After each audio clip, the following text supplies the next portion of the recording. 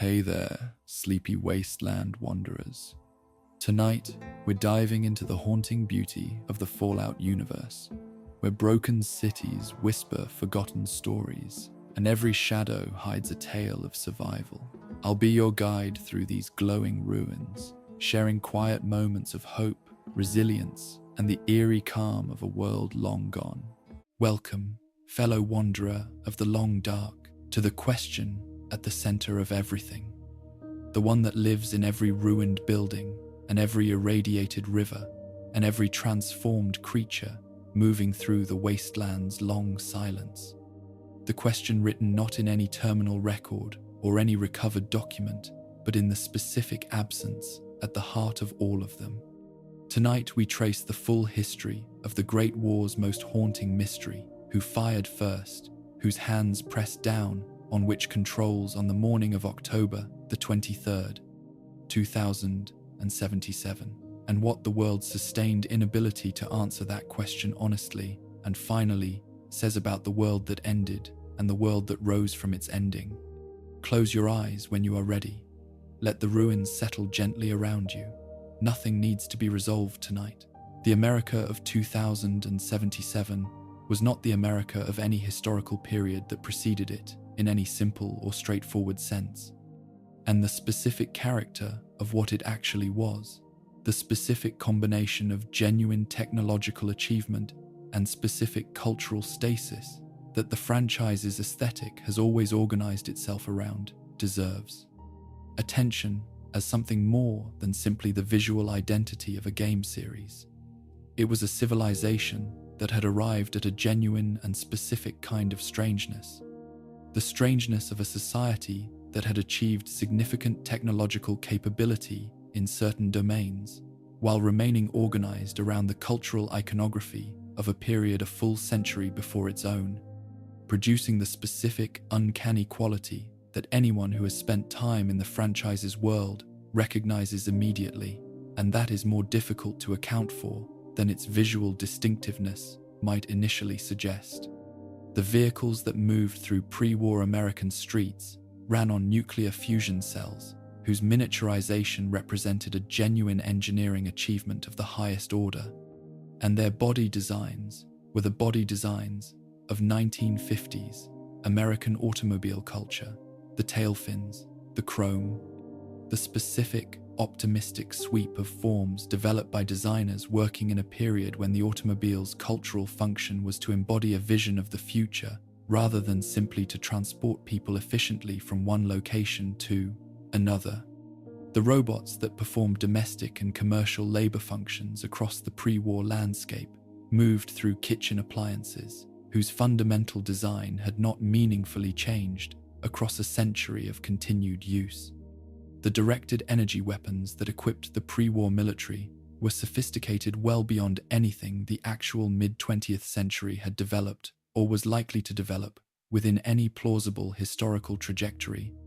and the soldiers who carried them wore the same general aesthetic of mid-century military equipment that the broader cultural frieze had maintained across every other domain of pre-war American material culture. This specific quality of the pre-war world, its combination of genuine technical sophistication with genuine cultural stasis, is not simply a quirk of the franchise's aesthetic sensibility, though it is that. It is, more significantly, evidence about the specific character of the civilization that built the weapons that ended itself, and the specific implications of that evidence for understanding what the civilization was and why it ended the way it did are implications that the First Strike question's honest examination requires engaging with. A civilization whose cultural imagination had effectively frozen while its technical capability had continued to develop was a civilization that had been accumulating the capabilities of destruction without accumulating the corresponding capacity for the moral and political imagination that the management of those capabilities required. The aesthetic freeze was also a moral freeze, in the specific sense that the cultural resources available for thinking about what the civilization was doing and where it was going had not kept pace with the technical resources available for the doing itself. and the specific gap between the sophistication of the weapons the civilization built and the sophistication of the thinking it applied to those weapons' management was a gap whose existence of the Great War's eventual outcome, expressed in the most comprehensive and most permanent form available. The resource wars that began in 2052 and that organized the final decades of the pre-war world's political life were not simply military conflicts over material resources. Though the material dimension was entirely real and entirely central to what the conflicts were and what they produced, they were events whose sustained prosecution across the better part of 3 decades transformed the specific character of American institutions in ways that made the civilization of 2077 fundamentally different from the civilization of 2050.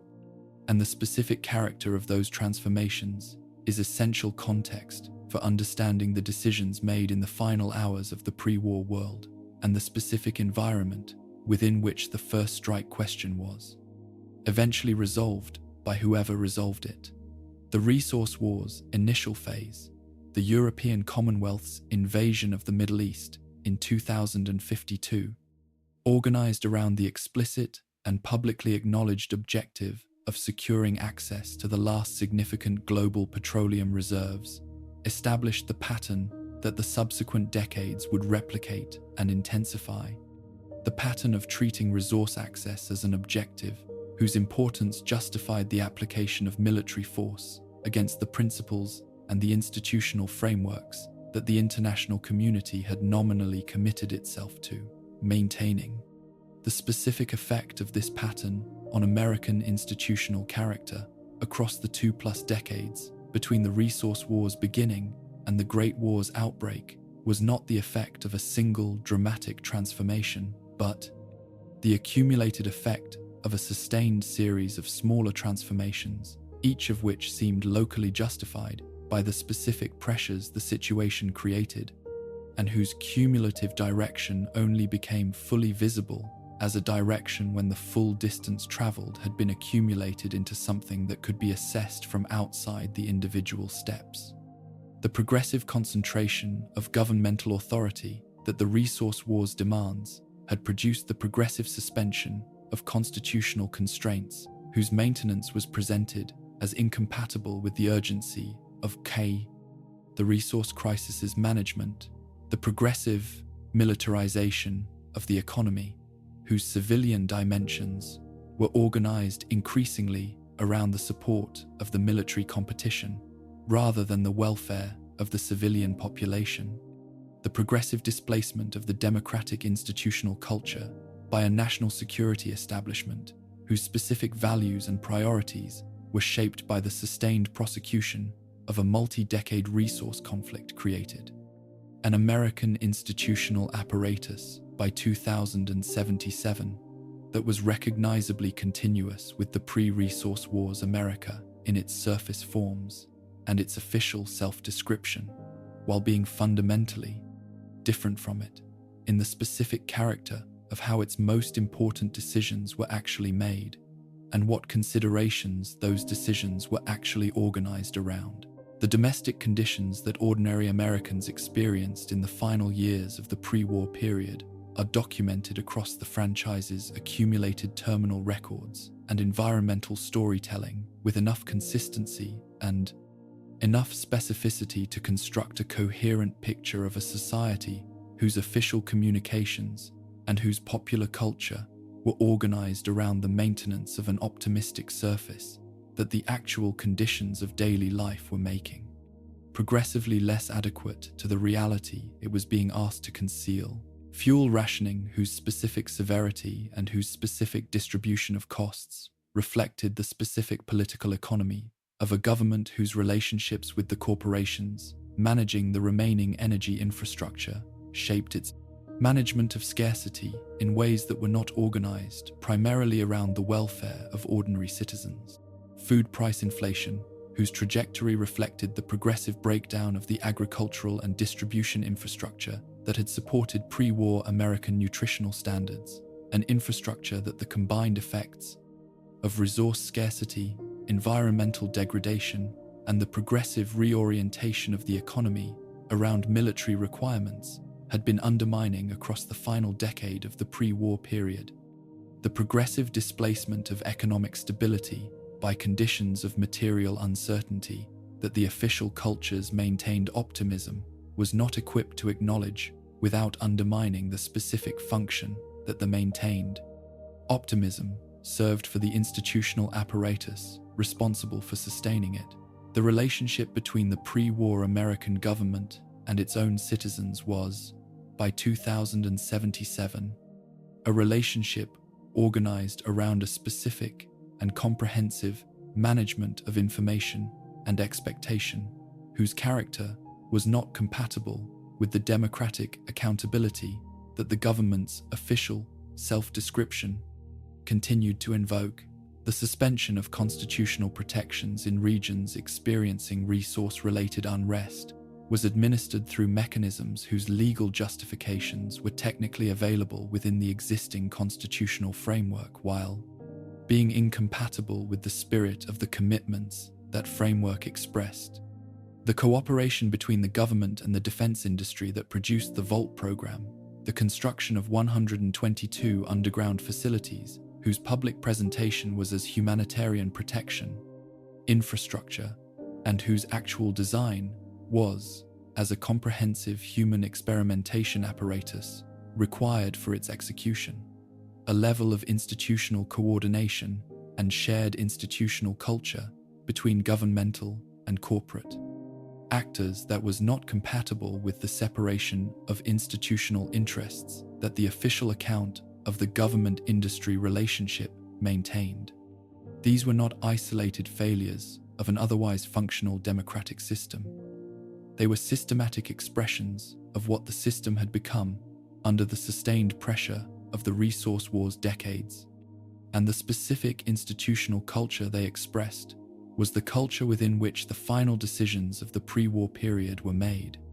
The Vault-Tec Corporation's specific role in the pre-war institutional landscape, its specific relationship to the government, whose resources it shared, and whose institutional culture it had come to embody in certain critical respects is among the more informative single facts about what the American government actually was in its final years, and the specific implications of that fact for understanding the decision environment of the war's final hours deserve more attention than the narrative of corporate perfidy as a self-contained story typically directs toward. Vault-Tec had constructed 122 facilities at the combined expense and under the combined authority of the corporation and the government, had designed each facility around a specific experimental protocol whose character was organized entirely around research objectives rather than the protection of the residents' welfare, and had conducted the public presentation of the program as a humanitarian protection initiative whose specific purpose required that the actual character of the facilities be managed away from the public understanding that would have produced the rejection of the program its actual character warranted. This was not something the government did not know about. The government knew what the vaults were, and a government that knew what the vaults were and continued to present them to its citizens as humanitarian protection was a government whose specific relationship to its own citizens was a relationship organized around a comprehensive management of their understanding of their own situation rather than a genuine commitment to their welfare. This is the government that made whatever decision the first strike question is asking about. The specific technological capabilities that the pre-war American military had developed by 2077 were capabilities whose sophistication in certain domains significantly exceeded what the brisk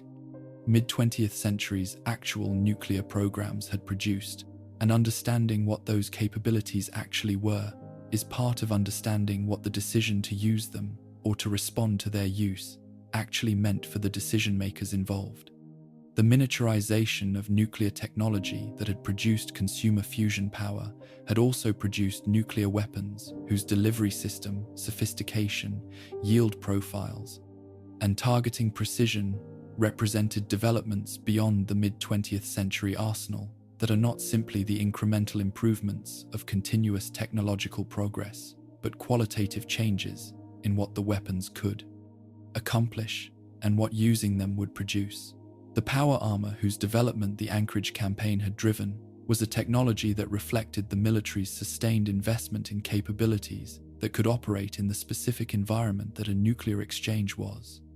expected to produce an investment whose existence is itself evidence about the specific character of American military planning in the resource war's final phase and the specific assumptions about the war's likely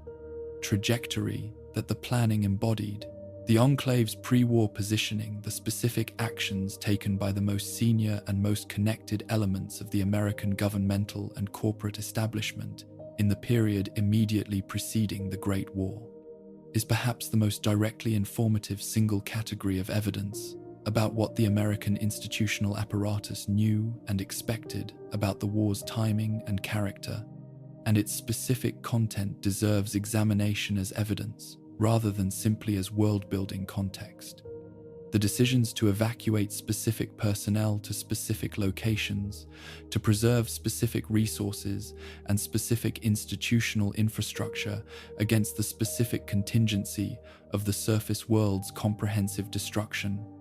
to position the elements of a post-war governmental apparatus that would claim continued sovereign authority over the territory the war destroyed. These were decisions that required a specific and sufficiently precise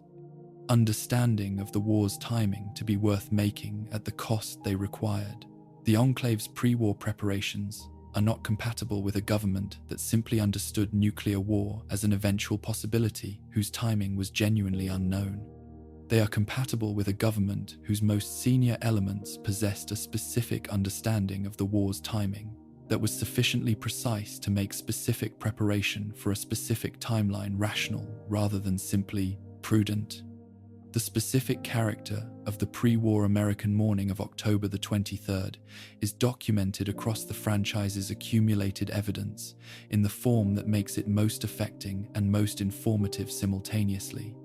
The form of ordinary people conducting ordinary activities in an ordinary morning that bore no visible distinction from the ordinary mornings that had preceded it in the understanding of the people living through it.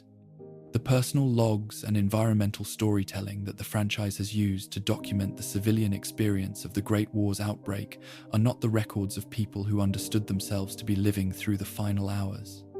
of their civilization. They are the records of people going about the specific and unremarkable texture of daily life, the commute, the workday's beginning, the conversation with a neighbor, the small domestic tasks that constitute most of what most of any given day actually consists of in a civilization that its own citizens understood primarily through its ordinary surfaces rather than through the institutional structures whose specific character made what was about to happen to those ordinary surfaces close to inevitable. The specific gap between what the ordinary people of the pre-war world understood about their civilization and what its institutional structure actually was, is itself one of the more significant facts about what the Great War was, and why the question of who initiated it carries the weight it carries. These were not the people who made the decision, they were the people who bore its consequences. The fundamental asymmetry between the evidence available about pre-war America's institutional character and the evidence available about pre-war China's is not simply a gap in the franchise's world-building that subsequent installments might eventually address with the same depth and specificity that the American side of the story has received across nearly 3 decades of canonical development. It is a structural feature of the documentary record whose specific character has shaped every dimension of the Great War debate in ways that the debate's most confident participants have not always been willing to acknowledge. Directly, the franchise's various games have been set in American territory, organized around the exploration of American physical and institutional environments, and developed from a creative perspective whose primary cultural reference points are American rather than Chinese, which means that the terminal records and personal logs and organizational documents and environmental storytelling, details that constitute the primary evidence base for reconstructing the pre-war world's institutional character, are overwhelmingly American in their origin, their perspective, and the specific assumptions about what is worth documenting and what can be taken for granted that shaped their production. What the franchise knows about pre-war China, it knows primarily through the lens of American documentation, through intelligence assessments, whose specific quality reflects the limitations of what the American intelligence apparatus could actually establish about a peer competitor operating under conditions of acute mutual suspicion, through military communications whose perspective is the perspective of an adversary rather than an observer, through propaganda materials whose relationship to the China they were describing was the relationship of strategic communication rather than honest characterization, and through the fragmentary personal testimony of Chinese soldiers and Chinese submarines crews whose individual perspectives could not substitute for the comprehensive institutional documentation that the American side of the record provides in relative abundance. This asymmetry matters for the first strike debate in a specific and significant way that the debate's most honest participants need to acknowledge at the outset of any serious engagement with it. The evidence available for assessing Chinese intentions and Chinese decision-making in the final period before the Great War is fundamentally different in character from the evidence available for assessing American intentions. American decision-making not simply less abundant, though it is that, but different in kind, filtered through perspectives whose relationship to the Chinese institutional reality they were describing was the relationship of the external and the adversarial, rather than the internal and the documentary. When a fan community that has been reading American terminal records and American personal logs and American institutional documents for decades turns to the question of which nation initiated the Great War and finds the Chinese initiation hypothesis more intuitively plausible than the American one, some part of what is operating in that intuition is the specific character of the documentary record within which the debate has been conducted, the record that has made American institutional character visible and complex and multidimensional, while keeping Chinese institutional character primarily available as the sum of its American enemies' assessments of it. Acknowledging this asymmetry does not resolve the first strike question. It establishes that the resolution of the question, if one is available from the existing evidence, requires more careful interpretive work than simply reading the available documentation at face value. What can be established about pre-war Chinese institutional character from the available canonical material established rather than inferred, documented rather than extrapolated from American assessments, is sufficient to construct a picture of a specific civilization operating under specific pressures, whose character shaped its specific institutional behavior in the Resource Wars' final phase in ways that deserve genuine engagement rather than simple characterization as aggressive expansion. China had been navigating the Resource Wars pressures through a different institutional framework than America's, organized around the specific combination of governmental authority and economic management that the Chinese Communist Party's decades of development had produced, and the specific character of that framework's response to the resource crisis was shaped by the framework's specific relationship to the population it governed and the specific vulnerabilities its institutional design created under conditions of acute scarcity. The Chinese government's decision-making apparatus in the final decades of the pre-war period was an apparatus operating under a specific combination of domestic pressures whose management required the maintenance of governmental legitimacy before a population that was experiencing the resource crisis's consequences directly, and whose continued acquiescence to the government's authority was not separable from the government's continued capacity to manage those consequences in ways that the population found tolerable. This is not a simple picture of an aggressive authoritarian state pursuing territorial expansion for its own sake. It is the picture of a specific governmental institution under specific and acute pressure, making specific decisions whose logic was the logic of institutional survival rather than simply imperial ambition. And the distinction matters for understanding what the Chinese command structure was calculating in the Anchorage campaign's final period. The Chinese government's resource situation in the period leading to the Alaska invasion was not simply the strategic problem of securing access to energy reserves that its military campaigns might address. It was the domestic political problem of governing a large population through a period of material scarcity whose consequences were being felt at the level of ordinary daily life across the full extent of Chinese territory, and whose political management required the government to maintain a narrative of strategic purpose and eventual success that the resource situation's actual trajectory was making increasingly difficult to sustain with the forms of evidence the population could directly observe. The decision to invade Alaska in 2066 was made within this domestic political context, as well as the international strategic one,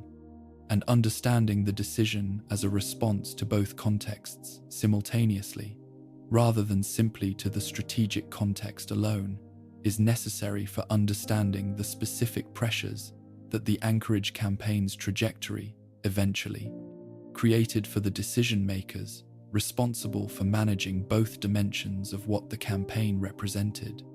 A campaign that was not going well militarily was also a campaign that was not providing the narrative of strategic success that its domestic political function required. And the compound pressure of military difficulty and domestic political need is a specific form of institutional pressure whose specific effects on decision-making deserve attention in any honest assessment of what the Chinese command structure was calculating in the final period before the war's outbreak. The fragmentary evidence available about Chinese military personnel's experience in the Anchorage theater, the personal logs and holotape recordings whose survival in the post-war landscape has provided some of the more direct testimony about what the campaign's final period was like from the ground level of the people conducting it, is evidence whose specific character is worth attending to with more care than its function as atmospheric detail in various game environments typically encourages. These are the records of specific individuals whose experience of the Anchorage campaign was the experience of people doing specific things in specific conditions, rather than the experience of institutions conducting strategic calculations, and the specific texture of what those individual experiences report the supply difficulties that made basic operational requirements increasingly hard to meet, the communication breakdowns that separated units from the command information they needed to understand their tactical situation accurately, the specific forms of physical hardship that the Alaskan environment imposed on forces operating at the end of an increasingly attenuated supply chain, the specific quality of the relationship between individual soldiers and the command decisions they were required to execute without the understanding that would have made the execution feel purposeful rather than simply obligatory,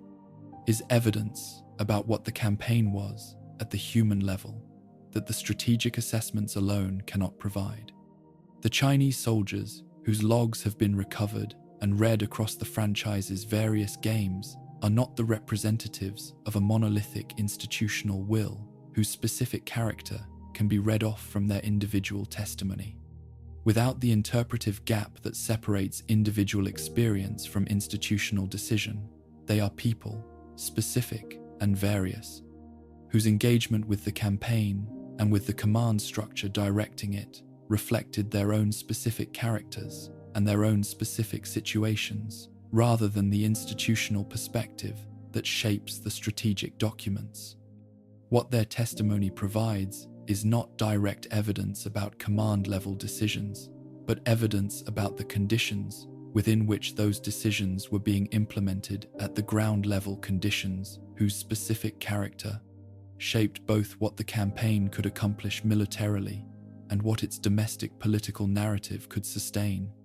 and whose documentation in this individual and ground-level form provides the human context within which the institutional calculations of the Chinese command structure were being made. The Chinese intelligence apparatus's assessment of American capabilities and American intentions in the months preceding the Great War is a subject whose documentation in the available canonical material is sufficiently fragmentary to permit the general characterization that follows, while resisting the confident specific conclusions that either side of the first strike debate has sometimes attempted to derive from it. The Chinese command structure was operating with an understanding of American nuclear capabilities that reflected the specific quality of the intelligence available to it. Intelligence developed under conditions of active military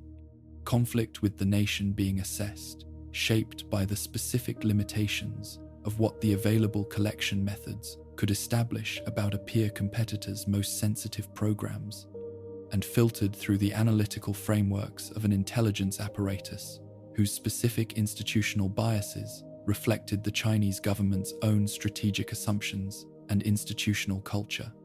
Whether the Chinese assessment of American intentions in the war's final weeks was accurate enough to have provided a reliable basis for whatever decisions the Chinese command structure was making is a question the available evidence cannot answer directly, and the specific errors and the specific accuracies in China's pre-war understanding of American planning are themselves among the more significant unknowns in the reconstruction of the decision environment within which the first strike was eventually launched by whoever launched it. The specific experience of the Anchorage campaign from the Chinese command structure's perspective, the perspective of the people responsible for maintaining a military position whose conventional trajectory was pointing toward eventual failure while managing the domestic political consequences of a campaign whose success the government's narrative had committed itself to, is a perspective whose reconstruction from the available evidence requires inference from multiple fragmentary sources rather than direct access to the kind of comprehensive institutional documentation that the American side provides. What can be inferred from the available evidence is a picture of a command structure operating under the compound pressure of military difficulty and domestic political need, aware that the Anchorage campaign's conventional trajectory did not favor the outcomes that the campaign's initiation had been understood to make achievable,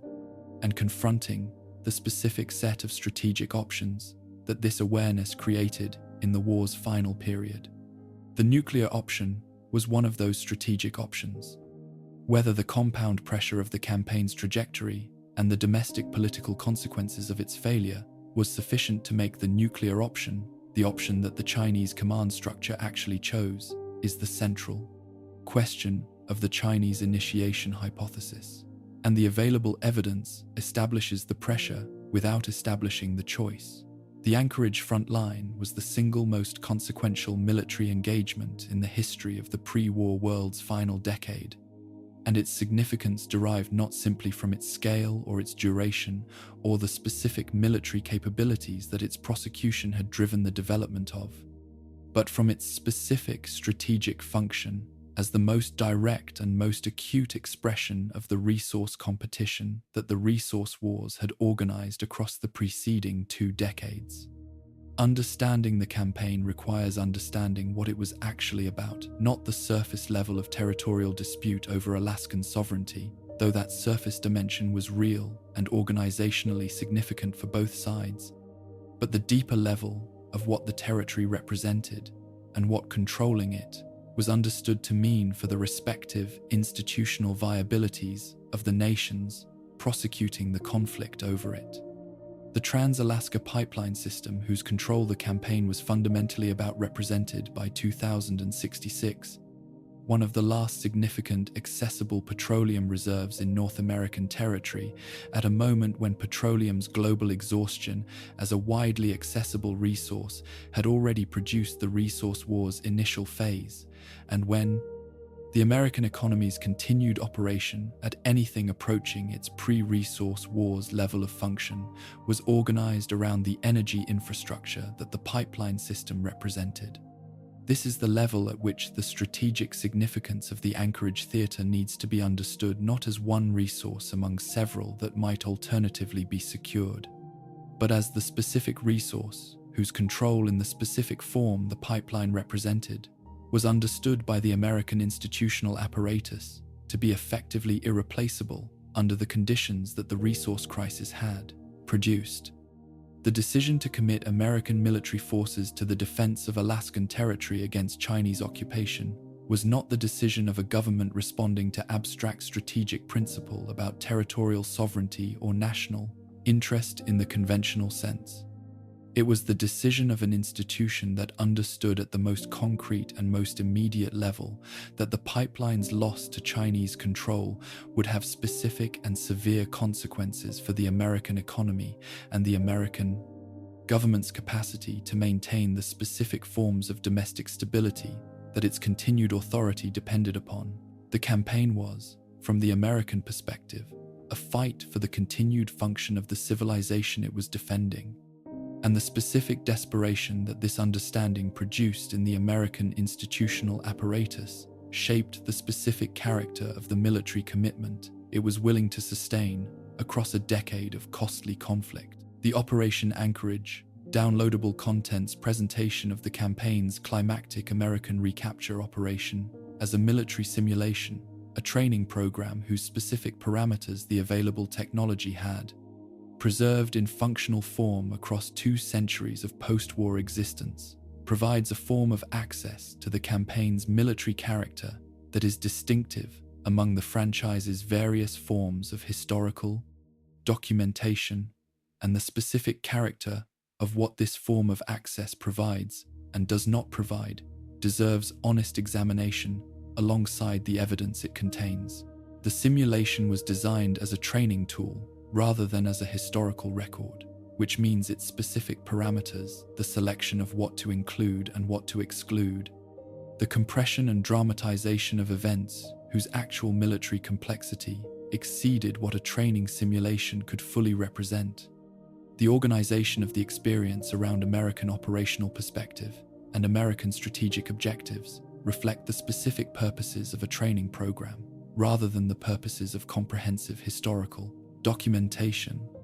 What the simulation provides is genuine evidence about the specific character of the campaign's climactic phase in the American recapture effort, about the specific military capabilities that the American forces deployed, about the specific character of the terrain and the tactical environment within which the engagement was conducted. What it cannot provide is the Chinese command perspective on the same events, the strategic context within which the specific engagements it documents were embedded, or the specific character of what the campaign's climactic phase represented for the Chinese institutional apparatus that was conducting it from the other side. The specific military capabilities that the Anchorage campaign drove the development of on the American side are themselves evidence of considerable significance for understanding the broader character of the pre-war military competition whose final phase produced the Great War. The power armor technology, the specific combination of enhanced physical capability, radiation resistance, tactical mobility, and operational flexibility that the various generations of the technology deployed across the Anchorage campaign represented, was a military technology whose development reflected the American military's assessment of what an effective battlefield capability in the specific environment that the Alaskan theater created required, and whose specific design parameters reflected assumptions about the operational environment that extended beyond the conventional campaign in Alaska into the broader conflict that the campaign was always understood to be the most acute. Current expression of power armor, designed to operate effectively in a heavily contaminated environment was power armor designed with an awareness that the environment might become heavily contaminated,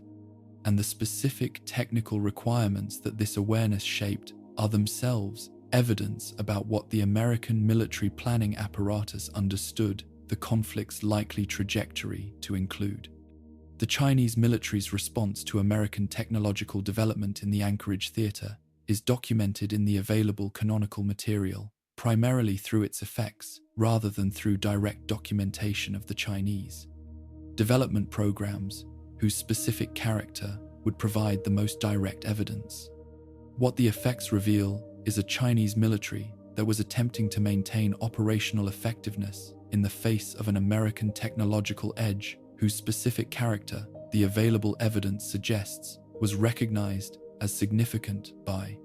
the Chinese command structure, and that was doing so through a combination of numerical resources, tactical adaptation, and the specific forms of institutional resourcefulness that the Chinese military tradition had developed across its long history of operating under conditions where numerical and material factors compensated for technological disadvantage. The Chinese stealth submarine technology, whose eventual post-war discovery in the franchise's various games provides some of the more direct evidence of Chinese pre-war military capability, suggests a program of genuine sophistication in at least one domain of military technology, and the specific character of what the submarine program represented for Chinese strategic capability is relevant context for understanding what the Chinese command structure understood itself to possess in the final weeks of the Salve pre-war period. The specific events of October 2077's final year, the 12 months between October of 2076 and the specific morning whose events ended the pre-war world, constitute the most immediate historical context for whatever decision produced the first strike,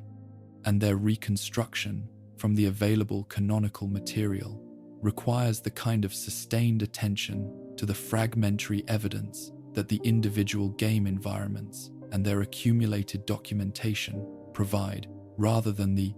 comprehensive sequential account that a fully documented historical record would make available. The franchise's various games set in different regions of the post-war wasteland have each contributed specific pieces to the reconstruction of this final year: terminal entries, personal logs, organizational communications, environmental evidence whose collective picture, assembled with care, provides something approaching the texture of the period without providing the comprehensive account that the first strike question's most ambitious investigators have sometimes sought to extract from it. The American domestic situation across the final 12 months before the Great War was a situation of acute and escalating pressure, whose management required the American government to make decisions whose specific character reflected the specific institutional culture that the resource wars preceding decades had produced. The specific instances of governmental response to civil unrest documented across the franchise's various urban environments, the evidence of martial law enforcement, the evidence of population management measures whose character was not compatible with the constitutional framework the government continued officially to invoke, the evidence of resource allocation decisions whose specific pattern reflected the specific political economy of an institution managing scarcity in ways organized around its own continued authority rather than its citizens' welfare, are the specific domestic political context within which the American institutional apparatus was conducting whatever strategic calculations the first strike question is asking about. The government making the decisions of the final weeks was the government that had already made these domestic decisions, and the specific institutional culture that those domestic decisions expressed was the same institutional culture within which the final strategic decisions were made. The Enclave's specific pre-war activities in the period immediately preceding the Great War are documented across the franchise's accumulated evidence, with enough specificity to constitute genuine and significant evidence about what at least some elements of the American institutional apparatus knew and expected about the war's timing. The specific character of the enclave's pre-war positioning, the specific decisions about which personnel and resources to preserve, the specific timeline of the evacuations, and the specific destinations chosen,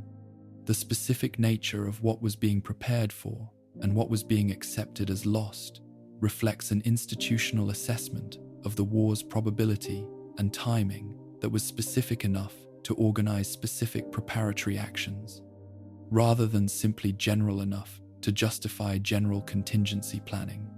An institution that makes specific preparations for a specific contingency within a specific time frame is an institution whose assessment of the contingency's probability and timing has crossed a specific threshold beyond which the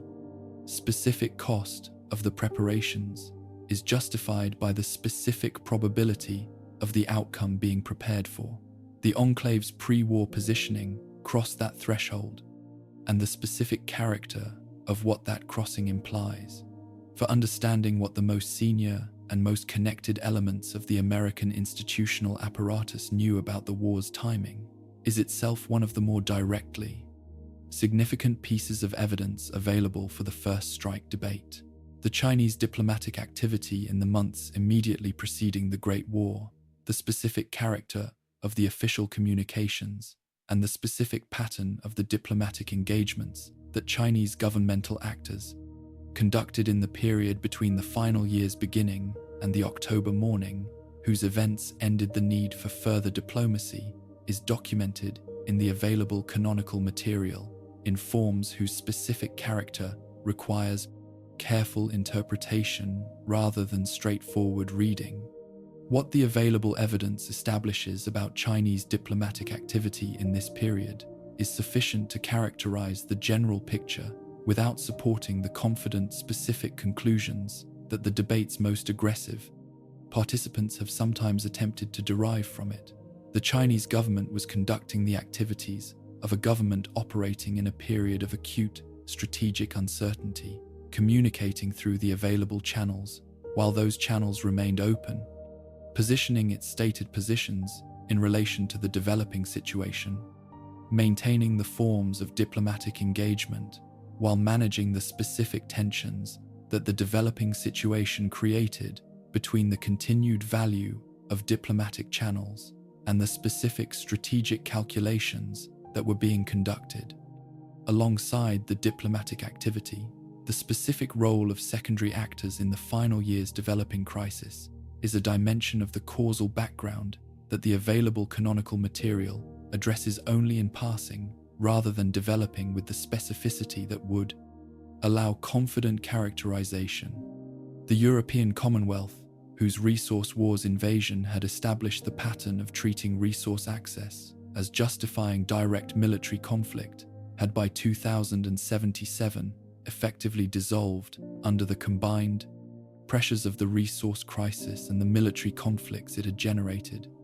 The other nations whose specific situations and specific decisions contributed to the international environment within which the American-Chinese confrontation developed are present in the franchise's background world-building as implied context rather than documented characters, and their specific contributions to the crisis environment of the final year are contributions whose character, the available evidence, allows reconstruction of only in the most general terms. What can be established is that the final year's developing crisis was not simply a bilateral event whose full causal account is contained in the American-Chinese relationship, but that the broader international context, whose specific character contributed to the environment within which both primary actors were making their final decisions, is a context whose documentation in the available canonical material is insufficient to specify with confidence. The final 72 hours before the first detonation, the specific period during which whatever decision produced the first strike was being made and implemented, is the period whose documentation in the available canonical material is most fragmented and most ambiguous, and whose ambiguity is most directly the product of the franchise's deliberate maintenance of the first strike question's unresolvability, rather than simply the accidental residue of incomplete archival survival. The terminal records and personal logs and organizational communications that document the pre-war world's final hours are records whose specific content has been selected and shaped by the creative choices that organize the franchise's approach to the first strike question, and the specific selection and specific shaping reflect the sustained commitment to ambiguity that the franchise's 3 decades of development have consistently maintained. What can be established about the final 72 hours is sufficient to understand the general character of the decision environment, the acute pressure on both sides, the compound of military and domestic political considerations that were shaping each command structure's calculations, the specific character of the available options and their respective costs and benefits, as the decision makers could understand them without being sufficient to identify the specific decision that the question is asking about. The ambiguity is the answer, and the final 72 hours are where the answer is most directly present in its unresolved and perhaps unresolvable form. The case for Chinese initiation of the Great War is the hypothesis that the franchise's general cultural background most readily supports. And this fact about the hypothesis, the fact that it is supported by the default assumptions of the documentary environment within which the debate has been conducted, rather than simply by the specific weight of the evidence examined, on its own terms, is itself a significant piece of information about what the case's actual strength consists of and what honest evaluation of it requires. The Chinese initiation hypothesis is not wrong to have been formed from the available evidence. It is the hypothesis that the available evidence most readily generates when read without the specific attention to the documentary record's structural character that honest evaluation demands. What distinguishes the serious version of the case from the unreflective version is the willingness to hold the hypothesis's genuine evidential support alongside an honest acknowledgement of the specific limitations that the documentary environment's character imposes on the conclusions the evidence can bear, and to present the case in a form whose strength is not overstated by treating as direct confirmation what is actually suggestive circumstance, filtered through the perspective of American institutional sources. The strategic logic case for Chinese initiation is the form of the case that is most seriously grounded in reasoning rather than specific documentary evidence, and it is also the form whose force is most honestly evaluated when its specific logical structure is made explicit rather than left implicit in the general characterization of China's strategic situation. The argument's specific logical structure proceeds from a characterization of the Chinese command structure's situation in the Anchorage campaign's final period, a conventional military campaign for the resource access, on which the Chinese institutional apparatus's continued viability depended,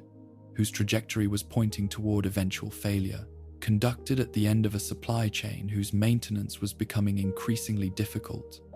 prosecuted against a technologically advantaged adversary whose power armor deployment had shifted the operational environment in ways that compounded the supply problem's effects through an assessment of what options were available to a command structure in that situation, to the conclusion that the nuclear options availability as a potential instrument of strategic correction made first strike initiation a decision whose logic in the specific circumstances was available to the people responsible for making it. The argument does not claim that the Chinese command structure necessarily made this decision, only that the decision was logically available to it in a way that the available alternatives to it were not, and that the decision's logical availability in the circumstances is the form of evidence that the strategic logic case provides. This form of evidence is genuinely relevant to the first strike question and genuinely significant for the assessment of the Chinese initiation hypothesis's plausibility. A nation whose conventional military campaign for an effectively irreplaceable resource was failing, whose domestic political situation required the maintenance of a narrative of strategic success that the campaign's trajectory was making increasingly difficult to sustain, whose nuclear capability remained intact as the one instrument of strategic correction that the conventional campaign's failure had not foreclosed. This combination of circumstances is the combination that the serious literature on nuclear decision-making identifies as among the most likely conditions for first strike consideration, and the Chinese strategic situation's fit with this combination is a genuine piece of evidence rather than simply a plausible narrative. The argument is not that the circumstances prove the decision, but that they create the conditions within which the decision's logic was available, and that the first strike question's honest assessment requires acknowledging the genuine force of this circumstantial case, rather than dismissing it as simply inference from general principles rather than specific documentation. The specific terminal record evidence that the Chinese initiation case's most careful proponents have identified as most directly relevant to the hypothesis deserves examination with the specific care that distinguishes between what the records actually say and what they have been read as implying. The franchise's various games have distributed across their environmental storytelling a collection of terminal entries and communication logs whose specific timestamps and whose specific content have been read by attentive fans as consistent with a Chinese command structure that had made or was in the process of making a first strike decision in the hours immediately preceding the first detonation. The readings are not invented, the records exist. Their content is what their proponents say it is, and the specific interpretive steps required to derive from their content the conclusions that have been derived from them are steps whose logical structure deserves acknowledgement. What the honest evaluation of this evidence requires is the specific and careful distinction between content that directly documents a decision and content that is consistent with a decision having been made, a distinction whose importance in the context of this specific debate is not reducible to academic pedantry, but reflects the fundamental difference between evidence and inference that the first strike question's genuine complexity demands. The specific timestamp evidence that has received the most sustained attention in the Chinese initiation hypothesis's documentary case concerns the apparent sequence of certain American military communications in the final hours before the first detonation, communications whose specific timestamps have been read as consistent with a command structure receiving intelligence about Chinese preparations for a first strike rather than responding to an American first strike that had already occurred. This reading is not implausible on its face. The timestamps exist, the communications exist, and the specific sequence they suggest is genuinely consistent with the preparatory phase of a response to incoming intelligence, rather than the reactive phase of a response to an attack that had already landed.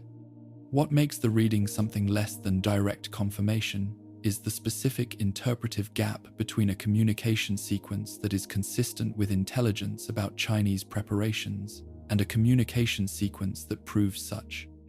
Intelligence existed and informed the sequence, a gap whose character reflects the fundamental ambiguity of inferring intent and content from timing, rather than from direct documentation of what the communications actually said. The Anchorage campaign's specific timing correlation, the specific question of whether the timing of the first strike is more consistent with the Chinese command structure's assessment of the campaign's trajectory than with the American command structures, is one of the more frequently cited pieces of evidence in the Chinese initiation case, and its specific content and its specific limitations both deserve the honest examination that the argument's force requires. The correlation that the case's proponents identify is the correlation between the specific phase of the Anchorage campaign's trajectory at the time of the Great War's outbreak, a phase in which the American recapture effort was making progress, whose continuation would have produced outcomes unfavorable to the Chinese position, and the specific timing of the first detonation.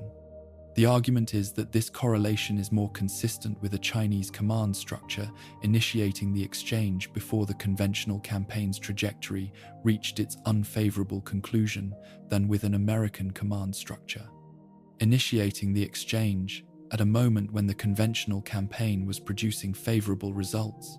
The argument has genuine force. The correlation is real, and the interpretive logic connecting it to the Chinese initiation hypothesis is not strained. What the argument requires the honest acknowledgement of is that the same correlation is also consistent with an American command structure initiating the exchange at the specific moment when the campaign's progress had reached the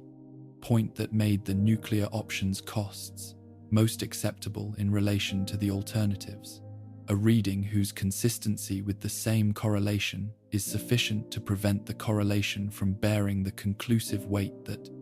the argument's strongest proponents have sometimes assigned to it. The Chinese soldiers' personal logs and holotape recordings that have been read for evidence relevant to the Chinese initiation hypothesis deserve a form of attention that treats their specific content as genuine testimony rather than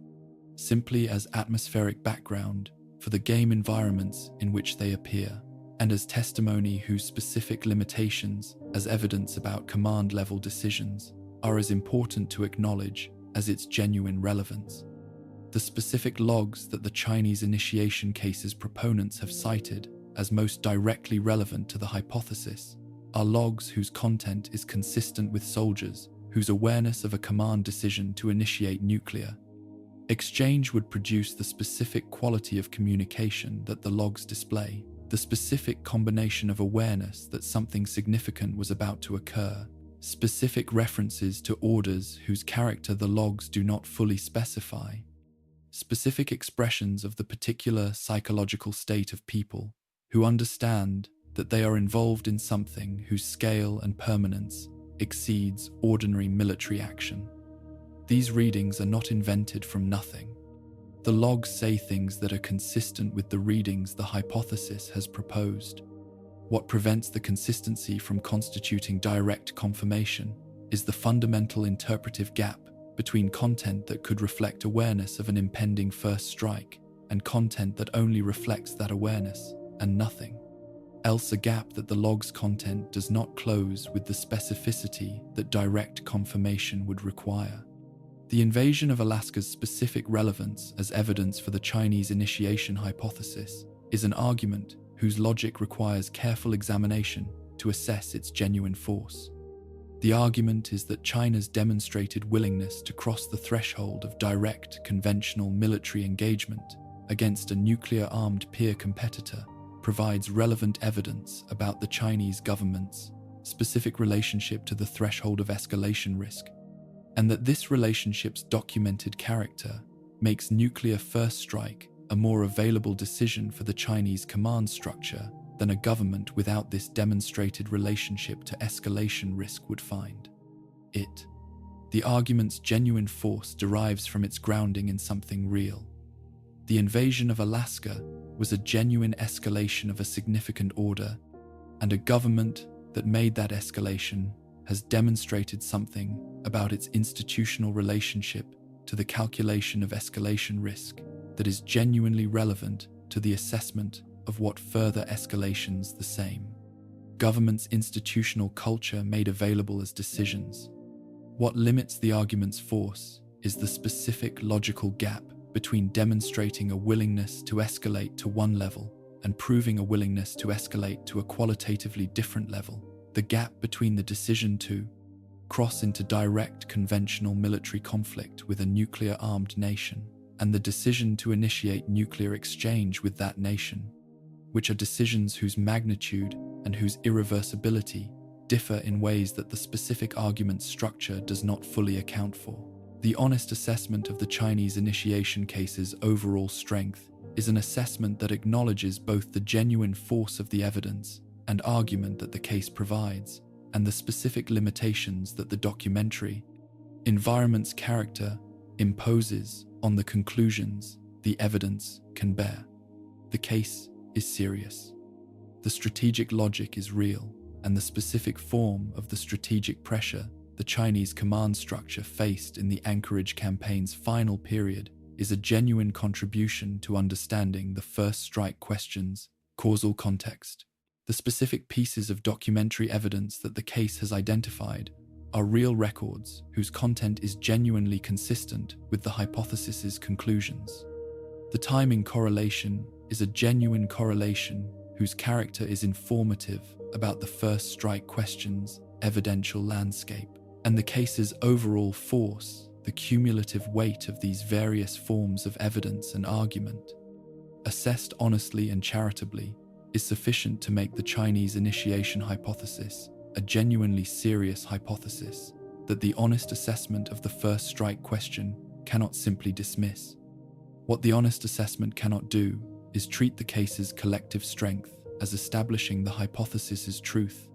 because the specific character of the evidence, its consistency with the hypothesis, rather than its direct documentation of the decision the hypothesis proposes, is precisely the character that the gap between a serious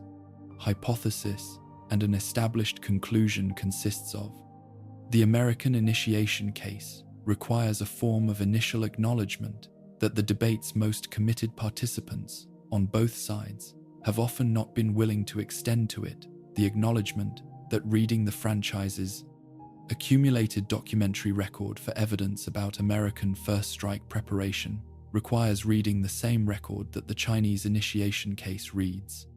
but with the specific attention directed at different features of the same documents rather than at a different set of documents entirely.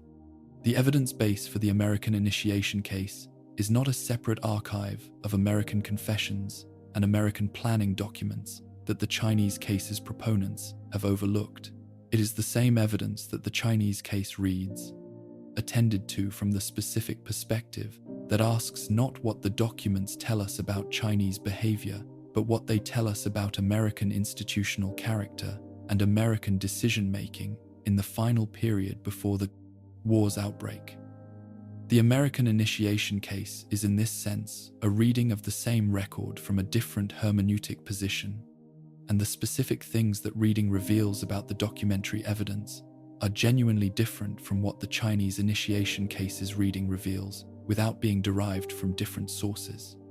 The American institutional trajectory case for first strike initiation is the form of the argument that is most seriously grounded in the sustained examination of American governmental behavior across the final years of the pre-war period, and its specific logical structure deserves the same honest exposition that the Chinese strategic logic case received. The argument proceeds from the documented character of what the American government had become by 2077, an institution that had progressively suspended constitutional constraints in the management of domestic unrest, that had partnered with a corporation to conduct comprehensive, covert human experimentation on its own citizens, that had developed and deployed the most sophisticated battlefield technology in the pre-war world's history, in a campaign whose conventional trajectory was producing favorable results, that had made specific preparatory decisions through the enclave apparatus, suggesting a specific and sufficiently precise understanding of the war's likely timing through the assessment of what a government with this specific institutional character was capable of deciding, and what the specific strategic situation of October 2077 gave it specific reasons to decide, to the conclusion that American first strike initiation was a decision whose logic, in the specific circumstances, was available to the American command structure in ways whose force is comparable to the force of the corresponding logic available to the Chinese command structure. The specific planning documents that constitute the American initiation case's most direct form of documentary evidence are recovered military records and strategic assessment documents that appear across the franchise's various games whose content addresses American nuclear planning in the period immediately preceding the war's outbreak. These documents are genuine, their content is what the case's proponents say it is, and the specific interpretive steps required to move from their content to the conclusions the American initiation case draws from them deserve the same honest examination that the Chinese case's documentary evidence received. The planning documents are strategic materials whose specific character reflects the American military's assessment of nuclear options in the resource war's final phase assessments of targeting priorities, assessments of exchange scenarios, assessments of the specific conditions under which various nuclear options would be exercised, and what the exercise of each option would be expected to produce. The American initiation case reads these documents as evidence of a planning apparatus that had developed first strike options with sufficient specificity to suggest that first strike initiation was a genuine operational possibility in the American planning framework, rather than simply a theoretical contingency maintained for deterrence purposes. The reading is not implausible. Planning documents that specify operational details of first strike scenarios are documents that reflect an institutional capacity for first strike execution that purely deterrence-oriented planning would not require at the same level of operational specificity. What the honest reading of these documents must acknowledge is that the same operational specificity that the American initiation case reads as evidence of first strike intent is also consistent with defensive planning that required the same operational specificity to constitute credible deterrence, the specific interpretive gap that prevents the documents from bearing the conclusive weight the strongest proponents of the American initiation case have assigned to them. The Enclave's pre-war positioning as evidence for the American initiation hypothesis is perhaps the most distinctive form of evidence the American case brings to the debate, distinctive because it concerns the behavior of the American institutional actors whose decisions are most directly relevant to the first strike question, rather than the behavior of the adversarial actors whose behavior the Chinese case primarily addresses. The specific character of the Enclave's pre-war preparations, the timing, the scope, the specific nature of what was preserved and what was abandoned, the specific decisions about which personnel and which resources would be incorporated into the continuity of government infrastructure that would survive the war, reflects an institutional assessment of the war's probability and timing that the American initiation case reads as more consistent with an institution that knew the war's timing because its own decision to initiate the exchange was the thing that determined the timing, than with an institution that simply anticipated the war as an eventual possibility without knowing when it would occur. The argument's specific force derives from the specific character of the preparation's timing and scope, the specific precision with which the Enclave's pre-war positioning reflects an assessment of what would survive the war, rather than simply a general preparation for the possibility of a war that might never arrive. The specific submarine movement evidence, whose interpretation has been contested between the two sides of the first strike debate, is worth examining from the American initiation case's perspective, with the same care that it received from the Chinese initiation case's perspective, because the specific alternative reading of the same evidence that the American case proposes is genuinely significant for assessing the evidence's overall import. The Chinese initiation case reads the canonical references to unusual Chinese submarine movements in the hours before the first detonation as evidence consistent with Chinese forces positioning for a first strike as the kind of activity that a command structure that had decided to initiate nuclear exchange would require of its naval forces in the period immediately before the initiation. The American initiation case reads the same evidence as consistent with American intelligence awareness of Chinese submarine capability being used to construct the narrative justification for a first strike decision whose actual basis was the American command structure's own strategic calculation rather than a response to imminent Chinese initiation. The specific question of which reading is more consistent with the evidence's full context is one whose answer depends on interpretive judgments about what the available documentation establishes and what it leaves open, and the honest evaluation of both readings requires acknowledging that neither reading is definitively excluded by anything the available evidence directly establishes. The honest assessment of the American initiation case requires the same combination of genuine acknowledgement of its force and honest recognition of its limitations that the Chinese case's evaluation required. The case is serious in the specific sense that it draws on genuine and significant evidence about American institutional character and American decision-making, whose relevance to the first strike question is real rather than invented. The specific things the American government was doing in the final years of the pre-war period, the constitutional suspensions, the Vault program's actual character, the Enclave's specific pre-war positioning, are things whose documentation in the franchise's accumulated canonical record constitutes genuine evidence about the institutional culture within which the final decisions were made, and that evidence's relevance to the first strike question is not diminished by its consistency with the American initiation hypothesis rather than its direct proof of it. What the honest assessment must acknowledge is that the gap between documented institutional character and specific documented decision is a gap that the American case's evidence does not close any more completely than the Chinese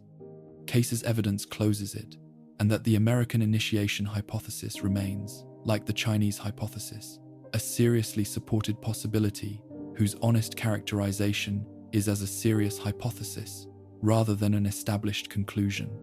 The history of developer statements about the Great War's first strike question is a history whose specific content is considerably less extensive and considerably less directly informative than the sustained and intense fan investigation the question has generated might lead an outside observer to expect. Across nearly 3 decades of the franchise's development, encompassing multiple mainline games developed by different studios, with different creative teams operating under different institutional arrangements, the specific statements that can be identified as directly and explicitly addressing the question of which nation initiated the Great War are statements whose combined volume is modest and whose combined specificity is considerably less than the question's significance within the franchise's world-building would seem to demand. This specific scarcity is itself informative, not in the sense of providing evidence about which nation the developers believe actually fired first, but in the sense of establishing that the sustained refusal to address the question directly is a pattern rather than a coincidence, maintained across multiple development teams and multiple opportunities for more direct engagement with sufficient consistency to constitute evidence of deliberate creative policy. The specific developer statements that the fan community has most frequently cited as relevant to the first strike debate are statements whose actual content, examined directly rather than through the lens of the interpretations that have accumulated around them, is considerably less specific than the interpretations have sometimes suggested. Various members of the franchise's various development teams have made comments in interviews and developer commentaries and convention appearances whose relationship to the first strike question has been read by different segments of the fan community as implying Chinese initiation, as implying American initiation, and as explicitly maintaining the ambiguity that neither confirms nor denies either hypothesis. The specific content of the most frequently cited statements, examined with the care that distinguishes between what a statement actually says and what it has been read as implying, tends to resolve into the third category, rather than either of the first two, into statements whose specific formulation is consistent with maintained ambiguity, rather than with an implied conclusion about which nation fired first, that the speaker has chosen to convey through indirection rather than direct statement. The Fallout Bible documents the supplementary materials produced by Fallout and Fallout 2's original developer, Black Isle Studios, that have been treated as authoritative canonical resources by significant portions of the fan Community addressed the Great War's causal background with considerably more detail than the mainline game's environmental storytelling provides. And the specific character of what these documents say and do not say about the first strike question is relevant to assessing the overall state of the developer record on the question. The Fallout Bible's treatment of the Great War's background establishes the general causal context, the resource wars, the Anchorage campaign, the specific combination of pressures that had organized the pre-war world's final decade with a specificity that the mainline game's more fragmentary approach does not provide in consolidated form. What the Fallout Bible does not provide, with a consistency that the document's otherwise considerable specificity makes notable rather than simply unremarkable,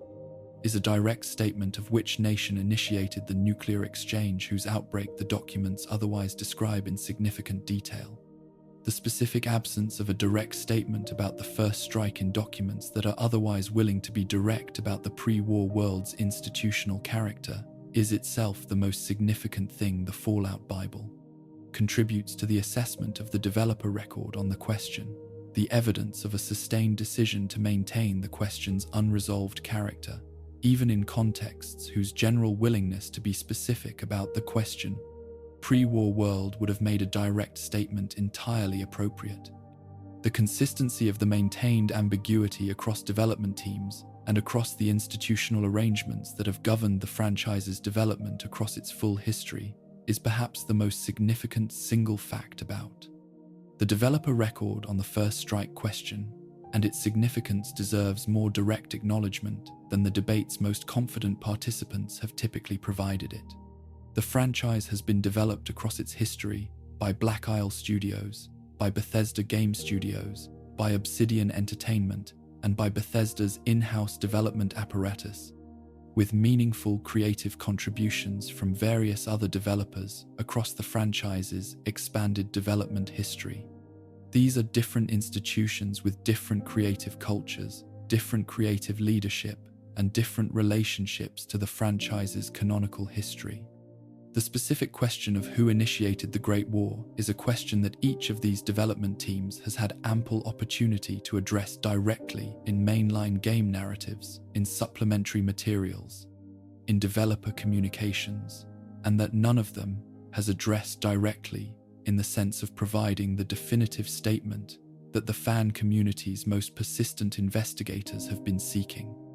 This pattern's consistency across such diverse institutional contexts is not adequately explained by coincidence or by the simple accumulation of separate decisions that happen to arrive at the same outcome. It is the expression of a sustained creative policy whose specific character is the maintenance of the ambiguity rather than the withholding of a determinate answer. The Fallout television series represents the most recent and the most extensively produced addition to the franchise's canonical record, and the specific question of what the series contributes to the developer record on the first strike question is a question whose answer is informative about the current state of the franchise's approach to its most persistent, open question. The series engages with the pre-war period with a directness and a specificity that the mainline games, organized primarily around the post-war world's exploration, had not provided, depicting specific pre-war characters in specific pre-war situations in ways that expand the canonical record of what the pre-war world was like from the inside of specific individuals' experiences within it. The specific content of what the series contributes to the pre-war world's documentation is genuinely significant for the franchise's world-building in various dimensions. What it does not contribute with the same consistency that the mainline game record had established as the franchise's approach to the question is a direct statement of which nation initiated the Great War's nuclear exchange. The series creators have had the opportunity that all of their predecessors have had, and they have made the same choice that all of their predecessors have made the choice to maintain the ambiguity rather than resolve it, to tell the story of what the pre-war world was and what the war produced, without answering the specific question of which specific institution is most directly responsible for the specific decision that produced it. The thematic argument for the Great War's first strike ambiguity, the argument that the franchise's sustained refusal to identify which nation initiated the exchange, is not simply the withholding of information that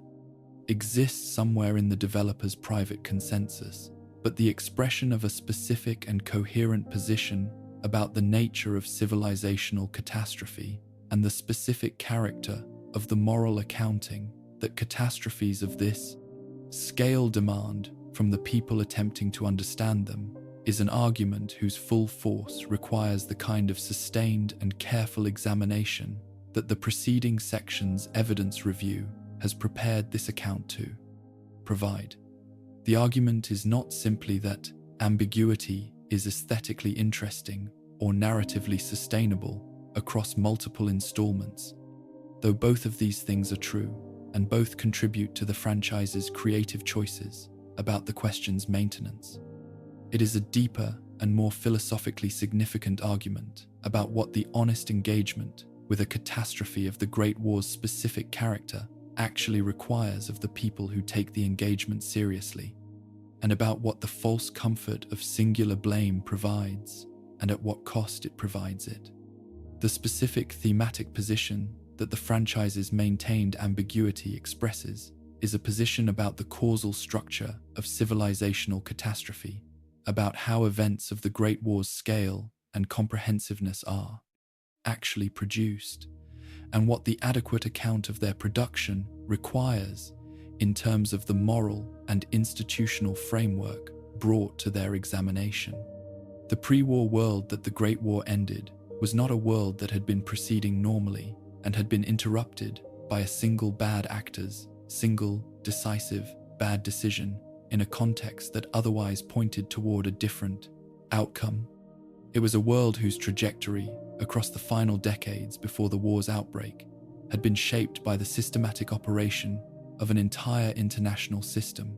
a system of resource competition and institutional pressure, mutual threat assessment,